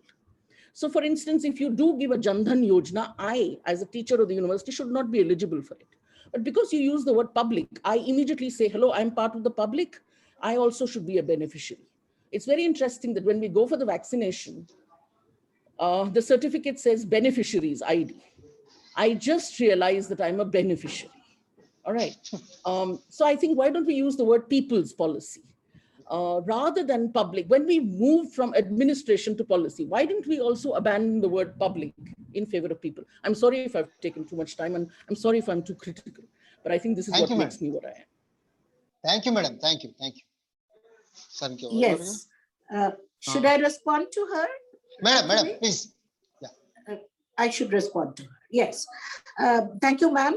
Thank you so much for your very, very thoughtful comments and observations. There's a lot that I agree with you. There's a lot of arenas in which I agree with you. Let me just defend, perhaps, in one lecture, it's very difficult to say all that one wishes to say on the subject. In fact, my latest book on democracy and public policy, choices and outcomes in the post-COVID-19 era, which is a collection of articles, the product of a seminar which we held in Jamia Millia on democracy and public policy. That's just out, and in a lot of book talks that I have, were held, I think I've clarified a lot of these issues that Madam wanted to expects me to comment on, or has given her observations on. First of all, it's very in my latest book. I've very clearly stated that there is a difference between a democracy and a non-democracy in some very fundamental issues, and especially the way you look at public policy and the way choices are made in democracy, the way choices are made in non-democracies. And of course, China and India have been compared a lot in the first introductory chapter, in which I talk of democracy and public policy. Why is democracy so different in its outcomes than authoritarian public policy outcomes? Because democracy is slower, more deliberative, more procedure-oriented. Therefore, democratic outcomes can be slow, and sometimes, it looks that countries like China, which do not have to adhere by procedures of democracy, give better outcomes to its citizens, or there are better public policy outcomes in authoritarian regimes compared to democratic regimes. And I somehow feel that, there are these two countries, because of their size, their population, and, they constitute 1/3 of mankind. That is, India and China together constitute 1/3 of mankind. I think in 21st century, the way India conducts herself and China does, will be compared all the time. And therefore, we need to defend our democracy if you really want to continue with it. Because otherwise, if you're only looking at outcomes, obviously authoritarian public policy outcomes will be quicker and, may look to be more substantive. So therefore, I had to defend the world's largest democracy, that is India, by saying that why public policies Many of them have not succeeded or not given the outcomes that were required, and why it is now imperative in the 21st century, when you are competing with China everywhere, and SDG goals have mandated that you show the outcomes in policy implementation, how best can we, implement SDG goals seems to me to be a good start of what a democratic state should be doing. And of course, COVID-19 has restricted our choices and restricted our outcomes, and growth will be slower and so on, besides the limitations of democratic public policy making. But in my book, I've stated very clearly that the Chinese model is not sustainable in the long run, because the trend, the leitmotif of public governance in the 21st century is democratization. And democracy is the new buzzword. And therefore, even if China shows better outcomes, quicker outcomes, its model is not sustainable in the long run, as the democratic model is. And in today's discourse, in today's lecture also, I've repeatedly said that post-COVID-19, we need to rethink our priorities. We need to understand we are not giving up on procedures. When I said moving from procedural to substantivist, does not mean we give up on democratic procedures. In fact, because democratic procedures are, we have to retain that very often, we can't show the kind of quick outcomes. But given all that, a hard state does not mean an illiberal state or an illiberal democracy. Not necessarily. This is a very important point that I'm making all through, that, you need to be hard on outcomes, on SDG goals, because you have promised to deliver by 2030. And how do you promise, and how do you deliver? And, I make a distinction between the current political regime and the Indian state. Please remember, I have repeatedly said that in my book, in my articles, in my debates, lectures, and discourses. Let us make a distinction between the Indian state and the current political regime. When I'm talking of Indian democracy, I mean all these 70 years. All these 70 years, not necessarily the last 5 or 6 years. So when we are looking at long-term trends or long-term public policy priorities, I said that we have moved from relative poverty to relative prosperity. We now have the public finances to go for a welfare state in the true sense of the term. And a welfare state, if it just means 10% of GDP per year for your most needy citizens, that's a goal worth pursuing. And, that cannot, COVID-19 and the pandemic cannot be an issue to skirt or to say that we don't have the money, we don't have the finances, we can't really deliver now on welfare goals because of the pandemic. I think a long-term vision is very, very important. And when I'm talking of a long-term vision, I'm talking of the long-term vision of the Indian democratic state, not necessarily the current political regime. Please make a distinction there. And when I'm talking of procedural, the move from procedural to substantivist, that can only happen. And an easy way to indicate that you can move to a substantivist democracy is by implementing the SDG goals, which forges a new kind of relationship between the state and the citizen. It's the promise of the state to the citizen that all the 17 goals will be executed and delivered. And once you deliver on your 17 goals, SDG goals, who benefits? It's the citizens, your neediest, your poorest, the citizens who really depend on the state for everything, for their basic needs. So hard state, and another distinction which needs a clarification, is that a hard state means hard on implementation, which does not necessarily mean that you give up on procedural democracy, you give up on democratic ways and techniques and means. I said what has emerged in the public discourse post-COVID-19 are certain issues which the citizens want the state to take up. And that's important because we are a democracy. We are the world's largest democracy. So there are so many other things which, Madam, I think we could debate on a one-to-one, face-to-face, if we ever meet. But today, at this point, I think I'm just indicating what I wanted to indicate in my lecture. Thank you, madam. Thank you. Dr. Rama Rohini, madam. Dr. Rama Rohini, madam. Unmute yourself, madam.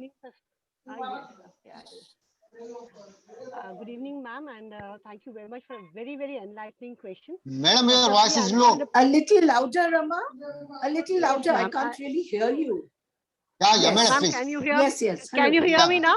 Yeah. I can. Yes, I can. Okay. Thank you very much, ma'am, for a very, very enlightening session. And of course, I had the privilege of talking to you on one-on basis many a times.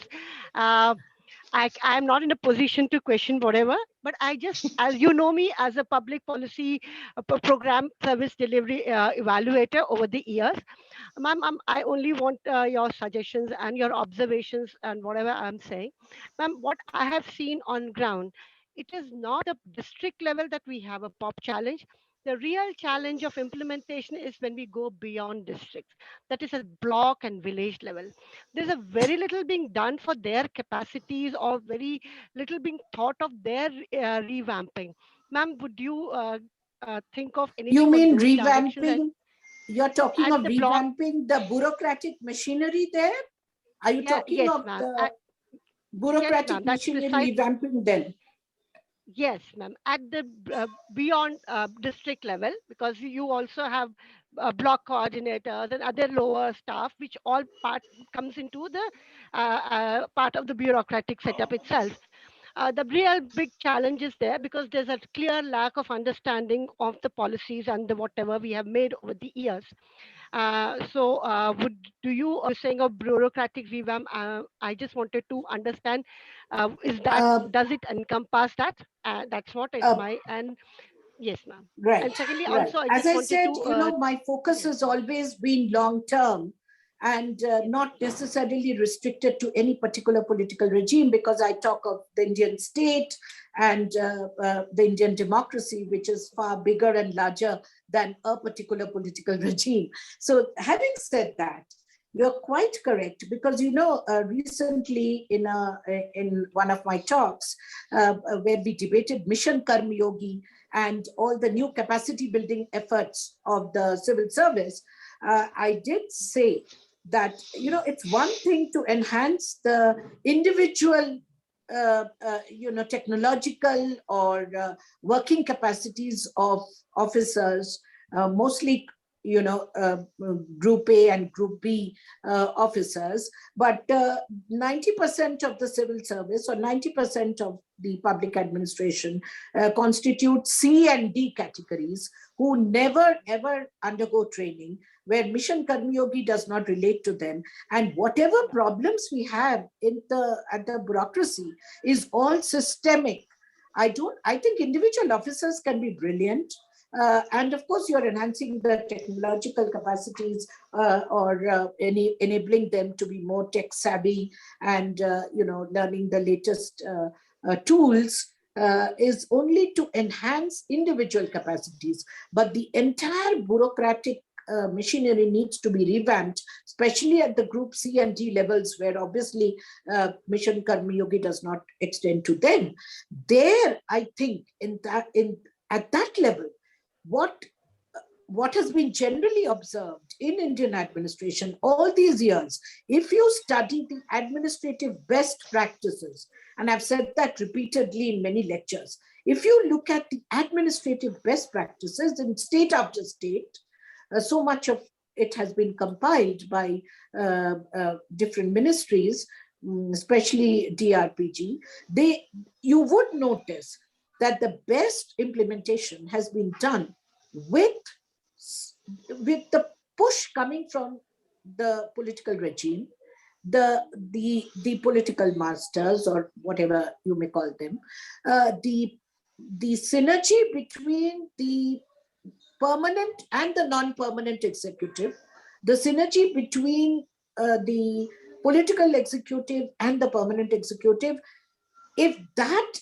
the right signal goes, then, work gets, everything percolates down, and the whole machinery, whether at a block level, village level, or wherever, they get the right signals and they act. And if that hadn't happened, then we would not have had any administrative best practices anywhere in India. And there are so many recorded cases. So therefore, even today, it's not just technology enablement that will change our bureaucracy, because that addresses only the top levels. If you have to energize the lower levels, of course, e-governance has played a role. E-governance to the extent that there are so many services you get without even going to a government office, or without even meeting a bureaucrat. You straight away bypass the intermediaries and the citizen, and also enabling the citizen is through e-governance, no doubt. And a lot of reforms have happened there. And all the reforms have come from the states. So that issue is very much there. But the systemic, unless there are systemic changes at all levels, which can never happen without the message at the top. And that can only come from the political executive. The permanent executive will understand the orders and then percolate it down. It goes down automatically. The lower levels get energized and action oriented, because the bureaucrat at the top, will see to it that performance happens or execution happens. And wherever it has happened, it's always the politico-administrative relationship that made the difference. Look at, I keep giving the example of Kerala. It has a different model, but it works. You look at Tamil Nadu, you look at Himachal Pradesh, the SDG index will tell you all about performance, will tell you where the state is working, whether it's networked governance or whole of society approach or whatever. Today, you can't have only government doing the work. You have civil society, you have voluntary groups, other agencies coming to the picture. But the government at the top has to give the right signals, and everything will automatically percolate below, and you have policy execution. SDG, wherever it's working, and look at the parameters of success, look at the Indian states which are doing well, will tell you how they will work in future. That's what I wanted to indicate. Thank you, madam. Thank you. Ramurthy garu. Ramurthy garu, unmute yourself. Please. Yeah, I don't have any specific question, because madam, I was with Rama Rohini in my graduation phase in Delhi University. So I know you well, madam. So I don't have any specific question. Thank you, madam. Thank you very much. Yes. Thank you, Ramurthy garu. Thank you. Swati Mishra. Yes. Swati Mishra. Good evening. Yes. Hello, ma'am. Hello. I enjoyed the presentation, the talk. I love the summarization and the gist that we got about the pre-COVID period. Madam, will you introduce yourself? I'll be happy to know. Okay, whether you're teaching somewhere from where. Yes. No, I'm a doctoral candidate in the Department of Climate Change at Forest Research Institute. I see. Okay, so I've been so I'm a student of climate change, so we don't see climate, ecology, or environment mostly in the political light, but with your context, I saw how democracy has been in the pre-COVID, COVID, and the post-COVID era. And one of my questions is that now in the post-COVID era, the UN, the World Bank, or the ADB, they are all focused on the sustainable and resilient recovery. But as we see that currently, the most important need is the livelihood, the necessity, medical and the health infrastructure. And climate change is another emergency that needs to be tackled, then to be left on for later when it comes. India is vulnerable to the climate change issues. So how can we manage the health infrastructure, the basic necessities, along with our environment? What strategies can we opt, along with the private and the public sector, to opt for a green, resilient, and an inclusive recovery? One of the Yes. main SDG goals too. Right, right. Well, I do understand the crux of your question. You see, I was referring to some public policy priorities in the post-COVID-19 era, and I named climate change as being of importance.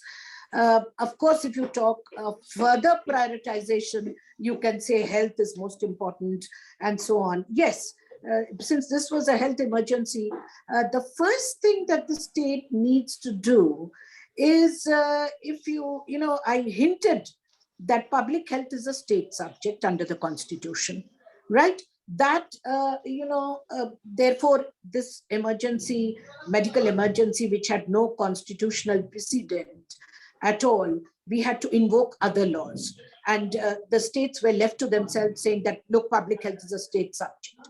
So go ahead, do what you like, you should be at the forefront of the response. And different states did things differently.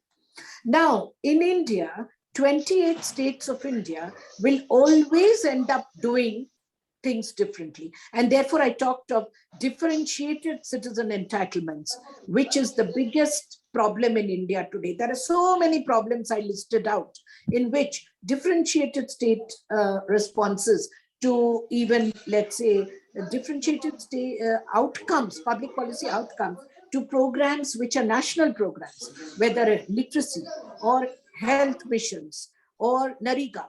You will see the 28 outcomes from 28 states, which means that the public governance in these states are different, and therefore the public service delivery systems are different, and therefore the outcomes are different. But who bears the outcomes? It's the citizens. You must understand, morally on principle, every citizen should be equal to another, because we are all rights-bearing individuals. But if you happen to reside in a relatively poor governed state, the citizens who are residing there will get much less on their platter when it comes to rights or public goods or services than a citizen who is residing in a better governed state. So this leads to differentiated entitlements. Now, you were talking of climate change. Climate change, I'm not saying is the most important issue in India today. Maybe health is. And if you want right to health to be given to all, so many new rights have come. Right to health is being considered. But supposing you were to make right to health a constitutional right of citizens, I would say the first thing that needs to be done is to revamp your public health infrastructure. And how do you do that without spending more money? So, 3% of your GDP goes straight to public health. If you have to take that as the most important thing that has to be done, that is revamp your public health infrastructure. Why can't you spend 3% of your GDP on public health? The center will say it's not even our subject, it's a state subject. Then why don't you bring in education, health, and a whole lot of other things, on the concurrent list? And both the center and the states become jointly responsible for making an execution of policy. And that trend has already started happening, But climate change is important as a long-term goal because that perfect trade-off between environment and development is something India is searching for, like all other developing countries. Please remember that. India is not the only country which is facing this problem of a perfect environment development trade-off. Other countries are also looking for it. The Chinese, went for development first. And so they have a world record of 10% growth rate for 30 years, which gave them the, growth. Because of this growth, they got, the world status, which they have today. And they have complied with most of their SDG goals, of course. India has not. Now, if India goes for that model, that is going to be very resource depleting and environmentally damaging and labor exploitative, the Chinese model. So I'm saying, they now realize, China now realizes that this was not the most sustainable way of growing. And therefore, they are trying to again balance growth with environment. And this is what India is also trying to do. We have not reached 10% growth rate. Even with 6 to 7%, there will be some amount of environmental damage. But we can look for solutions like solar energy is considered a way out, instead of using coal or other resources, why don't you use solar energy? So, substitutes have to be found, alternative sources have to be found so that your environment is not damaged.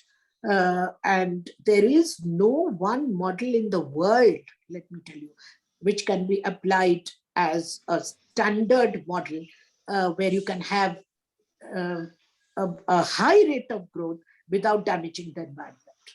I don't think there is any such model. Then India would have been the first to emulate. So climate change is important, but currently I would say spend more money on devising a universal healthcare system, which is far more important than an insurance-based system. An insurance-based system like Ayushman Bharat is not exactly the same as a universal healthcare system, which some of our southern states have. I'm repeatedly saying, states have to learn from one another. SDG goals are their primary responsibility now, and they are in competition with one another. And competition improves things because you try to emulate each other's best practices. So I was repeatedly saying, which are the 3 states of India which have done best in SDG? Kerala, Tamil Nadu, Himachal Pradesh. So follow their model, follow their example. What is the problem in learning from them? That's it. Okay, Madam, thank you, madam. Thank you. Umameshwara Reddy garu. One minute, yeah. Ma'am, thank you so much. This was one of the most enlightening.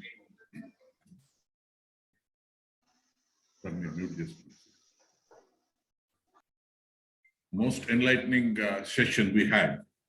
In your parting remarks, you had given us a thing that,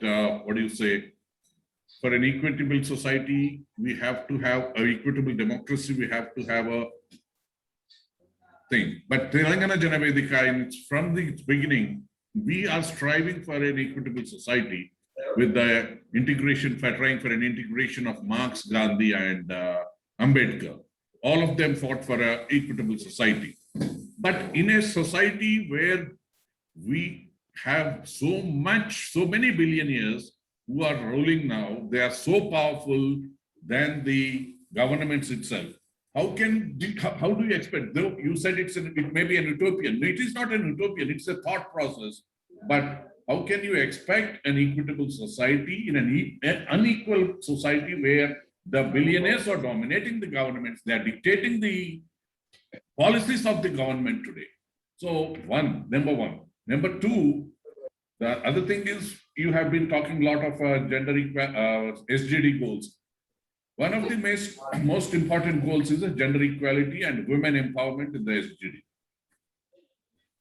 See, in India, let us say, I don't find any gender equality in today's society, mostly in the post-pandemic session now.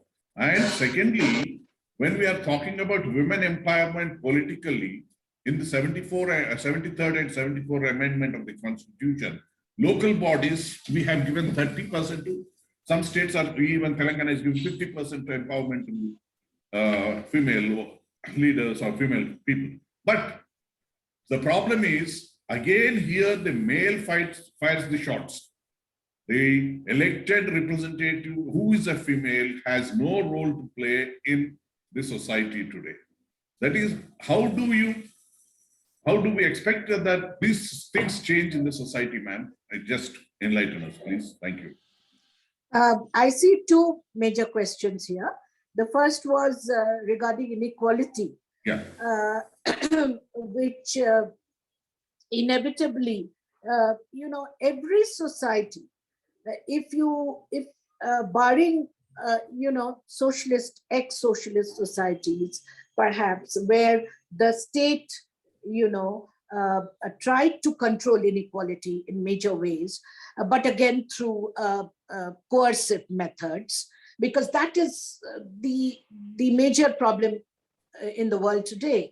Democratization is the buzzword, right? And I've talked about democracy being the leitmotif of public governance in the 21st century, versus countries like China, or what the earlier socialist states used to be, where you enforce equality through the state coercive methods. Now, those states don't exist today. That kind of use of coercive methods to enforce equality will not be endorsed today. Even in China, which is a one-party state, there is a great deal of inequality.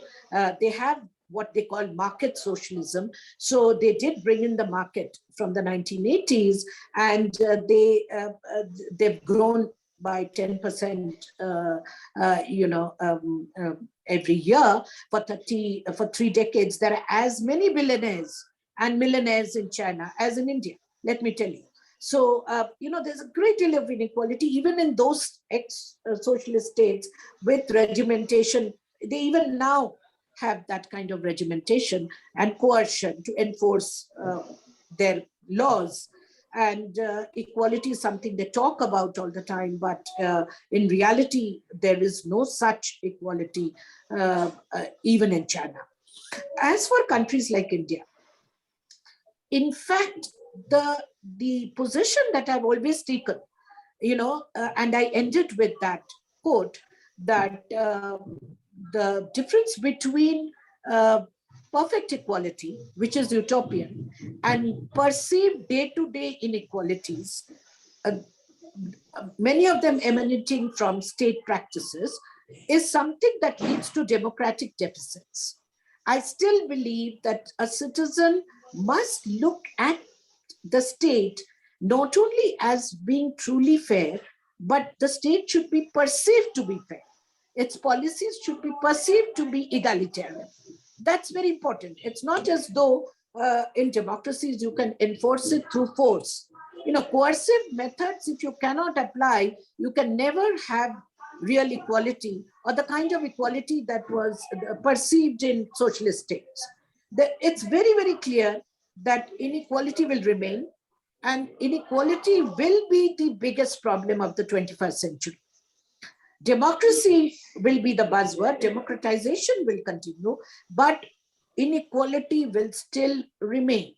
Now, how to handle that inequality as a public policy question is important, because I assume that relative inequality will remain. I'm not talking of gross inequalities in, say, so what we witness in societies like India, with a corrective with corrective measures and with a certain degree of public policy prioritization to remove these inequalities. What are the steps that need to be taken? And that is where I believe that in democracies, if you look at your public policy priorities and see, you will notice the poverty levels in China and the poverty levels in India. And the basic needs approach, the rights-based approach to development, all of these were adopted in India as corrective measures to remove, not remove, to remove relative inequality.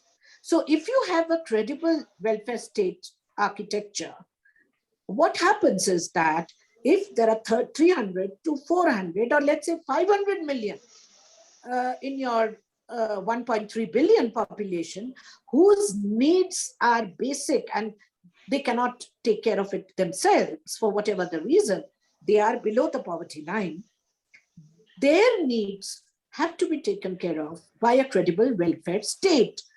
So it's not that everyone needs to be a beneficiary of this welfare state. If at a time it's only 300 to 400 million, then 10% of your GDP, if you allocate for taking care of the basic needs of the poorest of the poor, you're talking, we are talking of the last mile connectivity, you're talking of, Sabka Saath, Sabka Vikas, you're talking of including the last citizen, whether it's Antodaya or any other scheme that we are talking of. It means that your poverty levels had to go down. It's not as though you can have coercive methods to tame billionaires and millionaires.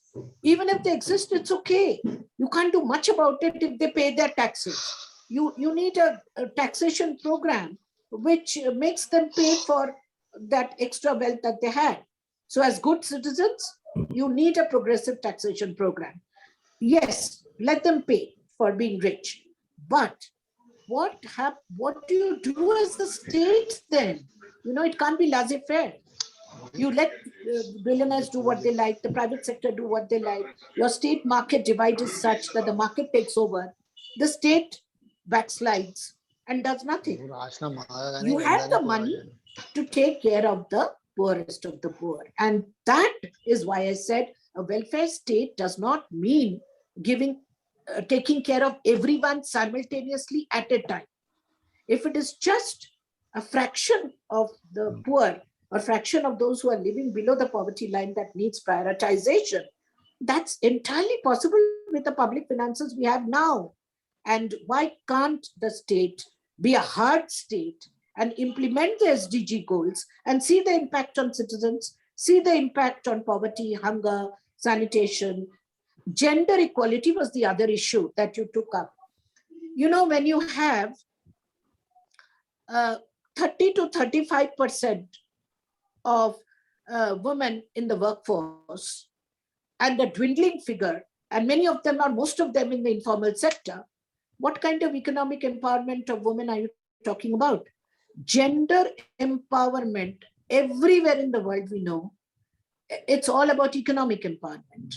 And that means how much percent of the female able-bodied workforce who can work are in your official workforce. Even if they're in the informal sector, it's okay, which is not a fair employer, but at least they're working, they're earning money.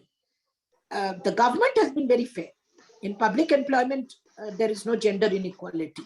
But that's why I said that if you're 90% of your workforce are in informal sector, there are, it impacts on gender equality also, because most of the women are there. Empowerment. So you need to get, there's only one answer here. You need to get 99 to 100% of your females who are able-bodied and ready to work into the workforce, formal or informal, if you want gender equality. That's the answer. Thank you, madam. Thank you. Last two more questions, madam. From Uma Maheshwar Reddy and Manoj Reddy garu. Unmute yourself. Uma Maheshwar Reddy garu. Sir, hello. Yeah. Yes. Matlandi, Uma Maheshwar Reddy garu. Sir, good evening. Yes. President Ramana gariki, Madam and President Srinivas gariki. Madam, it was a very nice talk, madam. We came to know about Thank you. mail. Thank you very much. Thank you. Mhm. Thank you. Manoj Reddy garu. Good evening, all the respected members and the learned members. And firstly, my respects to my teacher, Sri Purushottam Rao Garu. And thank you very much, madam, for your wonderful session today. And madam, small question from my side is, from past 7 years, and if we go to another 3 years more, do you feel something democracy was in threat, or it's going to be in threat in coming 3 years, madam? If we see the past in this pandemic, this center state relations and all that, it was something imbalanced, madam. If we go deeply, if you study in that, what you feel in that, madam? I want to get the answer. You see, this phenomenon of a growing illiberalism in democratic regimes, this is a global phenomenon. It has been experienced in several parts of the world, but that there is what is called the new right that has come up, and which does seem to pose a threat to the kinds of democratic procedures, to the kind of democratic, practices that had been witnessed earlier. And then there is a radical change, and one feels and perceives that these are all threats to democracy. And India is, of course, a 70-year-old democracy. But, I'm repeatedly saying one thing, that in India, there have been threats and illiberal trends in our democracy many times before also. It's not the first time that an ideological divide has led to sometimes to some threats. Then, there have been threats from many divides that we have in our democracy. Ours is not a perfect democracy by any chance. In these 70 years, there have been so many divides, whether it is rich, poor, caste, class, digital divides.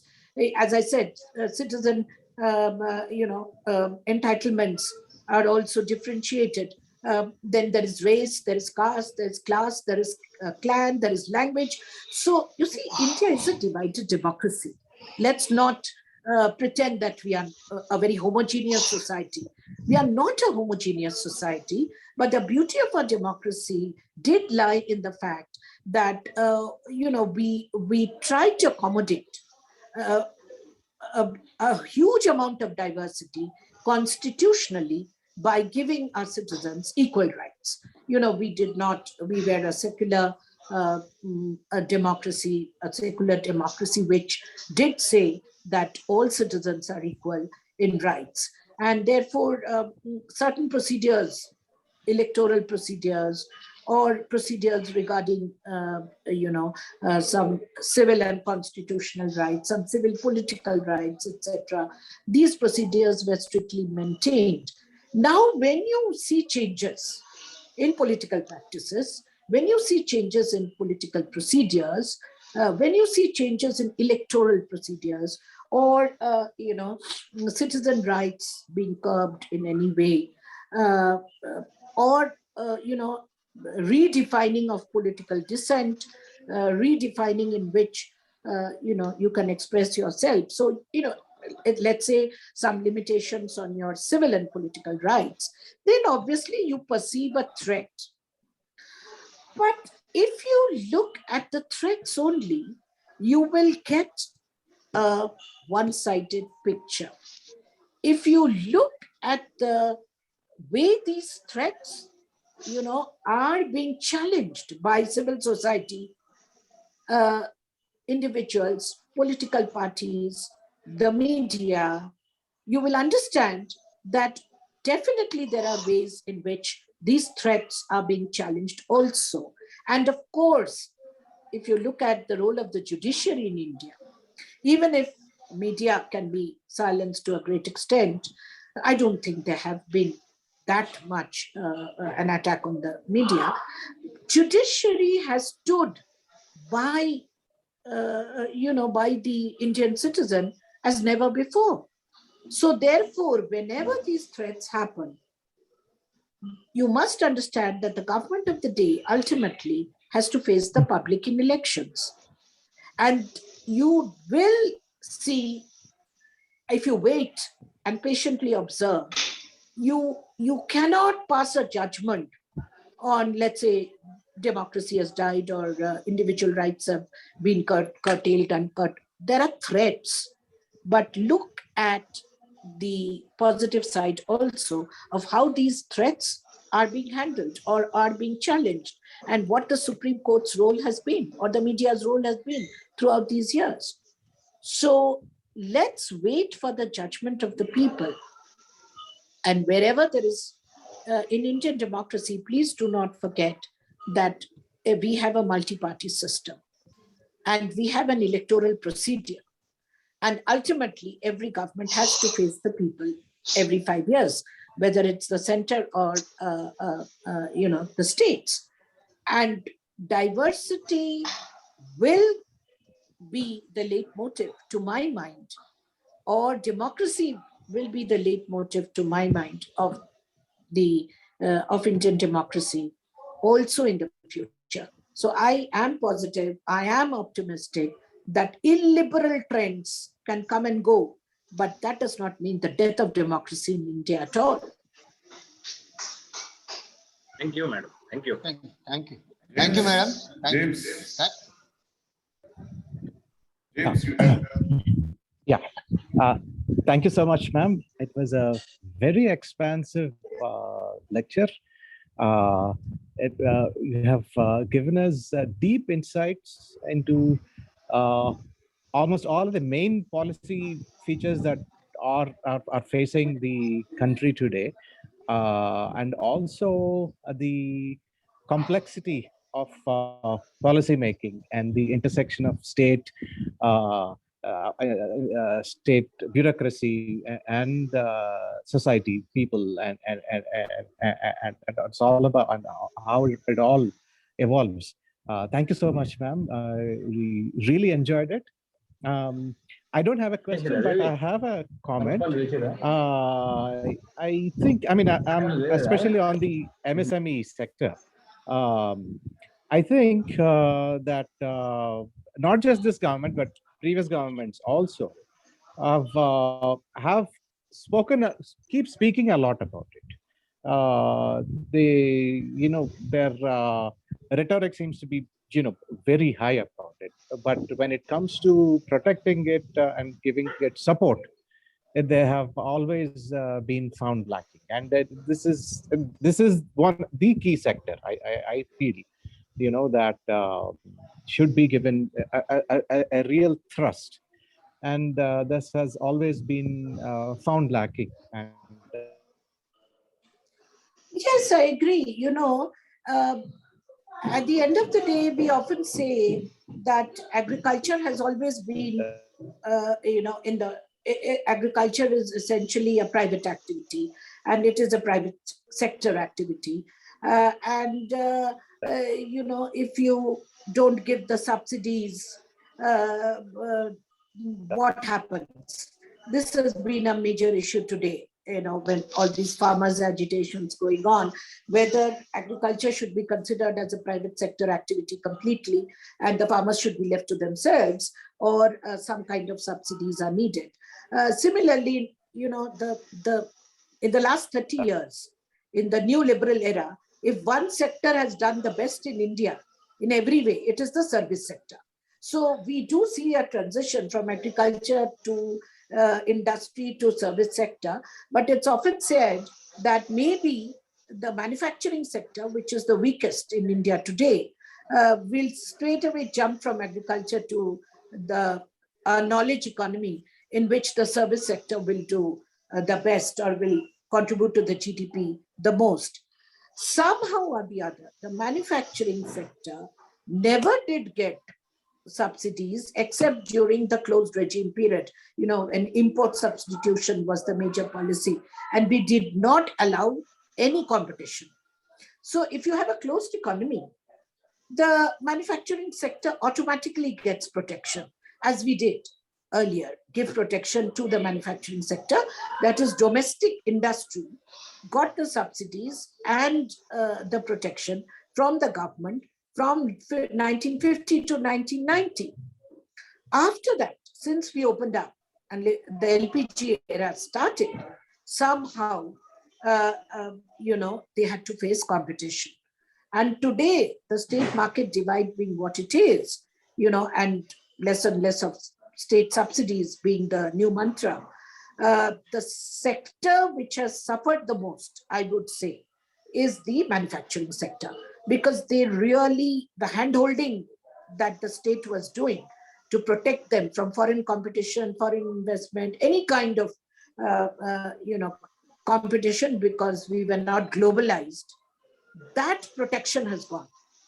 And which sector, if you ask me, which sector has really suffered once we opened up, we liberalized, we globalized, and we allowed competition, is the manufacturing sector, because now they have to be globally competitive. Otherwise, they won't survive the competition at all.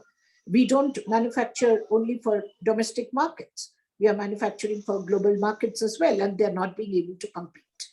So I think their trouble really started after 1990s, when, because of the change of era and economic philosophy of the state, the manufacturing sector was really left alone to compete. And unfortunately, they haven't been able to. And a lot of foreign competition has really killed that sector. It will take a lot of time for them, and the state isn't really willing to do that kind of hand-holding. Of course, because of the pandemic and the COVID-19 era, all these issues did come up in the public domain, and it was considered that the MSMEs need the hand-holding, the subsidies, and so on of the Indian state to be able to stand on their own feet. But to be very honest, I don't think the Indian state is doing much for them. And they are really in their list of priorities. That is very important when we are talking of public policy priorities. Is MSME a priority? Somehow, even in terms of employment generation, they are not a very important sector.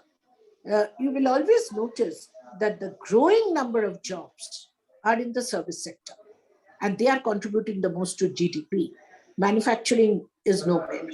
So the prioritization in the post-COVID-19 era, as it is happening today, tells me that MSMEs will just perish.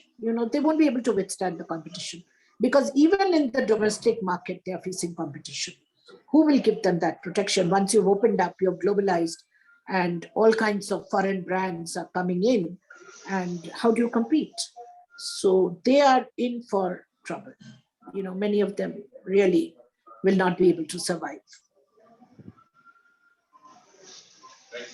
Thank you, madam. Thank you, madam. Telangana Jana Vedika Zoom online meeting వచ్చేసి కీలకోపన్యాసం ఇచ్చినటువంటి COVID-19 తదనంత భారతదేశంలో ప్రజాస్వామ్యం, ప్రభుత్వ విధానాలు, సవాళ్ళు అనేటువంటి అంశం మీద ప్రొఫెసర్ రుంకి బాసు మేడం గారు కీలకోపన్యాసం ఇచ్చారు. వారికి మా తెలంగాణ జనవేదిక తరఫున ప్రత్యేకమైనటువంటి ధన్యవాదాలు madam. Thank you madam. Once again professor Balaramulu గారికి, ఈ కార్యక్రమంలో పాల్గొన్నటువంటి professor Sanjeeva Reddy garu, professor Lajwanti Chatani madam, professor Sudhakar garu, doctor Rama Rohini, Swathi Mishra, professor Chowdary, professor Narendra Kumar garu, doctor Raghukumar గారు, మరియు ఇతర మిత్రులందరికీ పేరు పేరున, మధుసూదన్ రెడ్డి గారు, రామ్మూర్తి గారికి, వీళ్ళందరికీ పేరు పేరున తెలంగాణ జనవేదిక తరఫున ధన్యవాదాలు తెలియజేసుకుంటూ ఈనాటి ఈ కార్యక్రమం ఇంతటితో ముగిస్తున్నా. వచ్చే ఆదివారం మరొక అంశంతో కలుసుకుంటామని తెలియజేస్తూ సెలవు తీసుకుంటున్నాం. అందరికీ మరొకసారి నమస్కారం. Thank you once. Thank you madam. Thank you. Thank you so much, madam. Good night, madam. Have a nice holiday. Thank you. Thank you so much In for spite giving of me your the holiday, you have opportunity. given time. I'm very Thank happy, you and so it's a much. pleasure. It's a pleasure and honor. It was my pleasure too. Thank you so much. And I'm really happy for having been given this opportunity to meet so many eminent professors and other intellectuals who were there present in my talk today. So thank you so much. Thank you, madam. And wish you all good night. Yeah, good night, ma'am. Good night. Thank you so much. Good night. Good night, all members of Telangana Jana Vedika. Thank you. We'll meet next week. Thank you so much.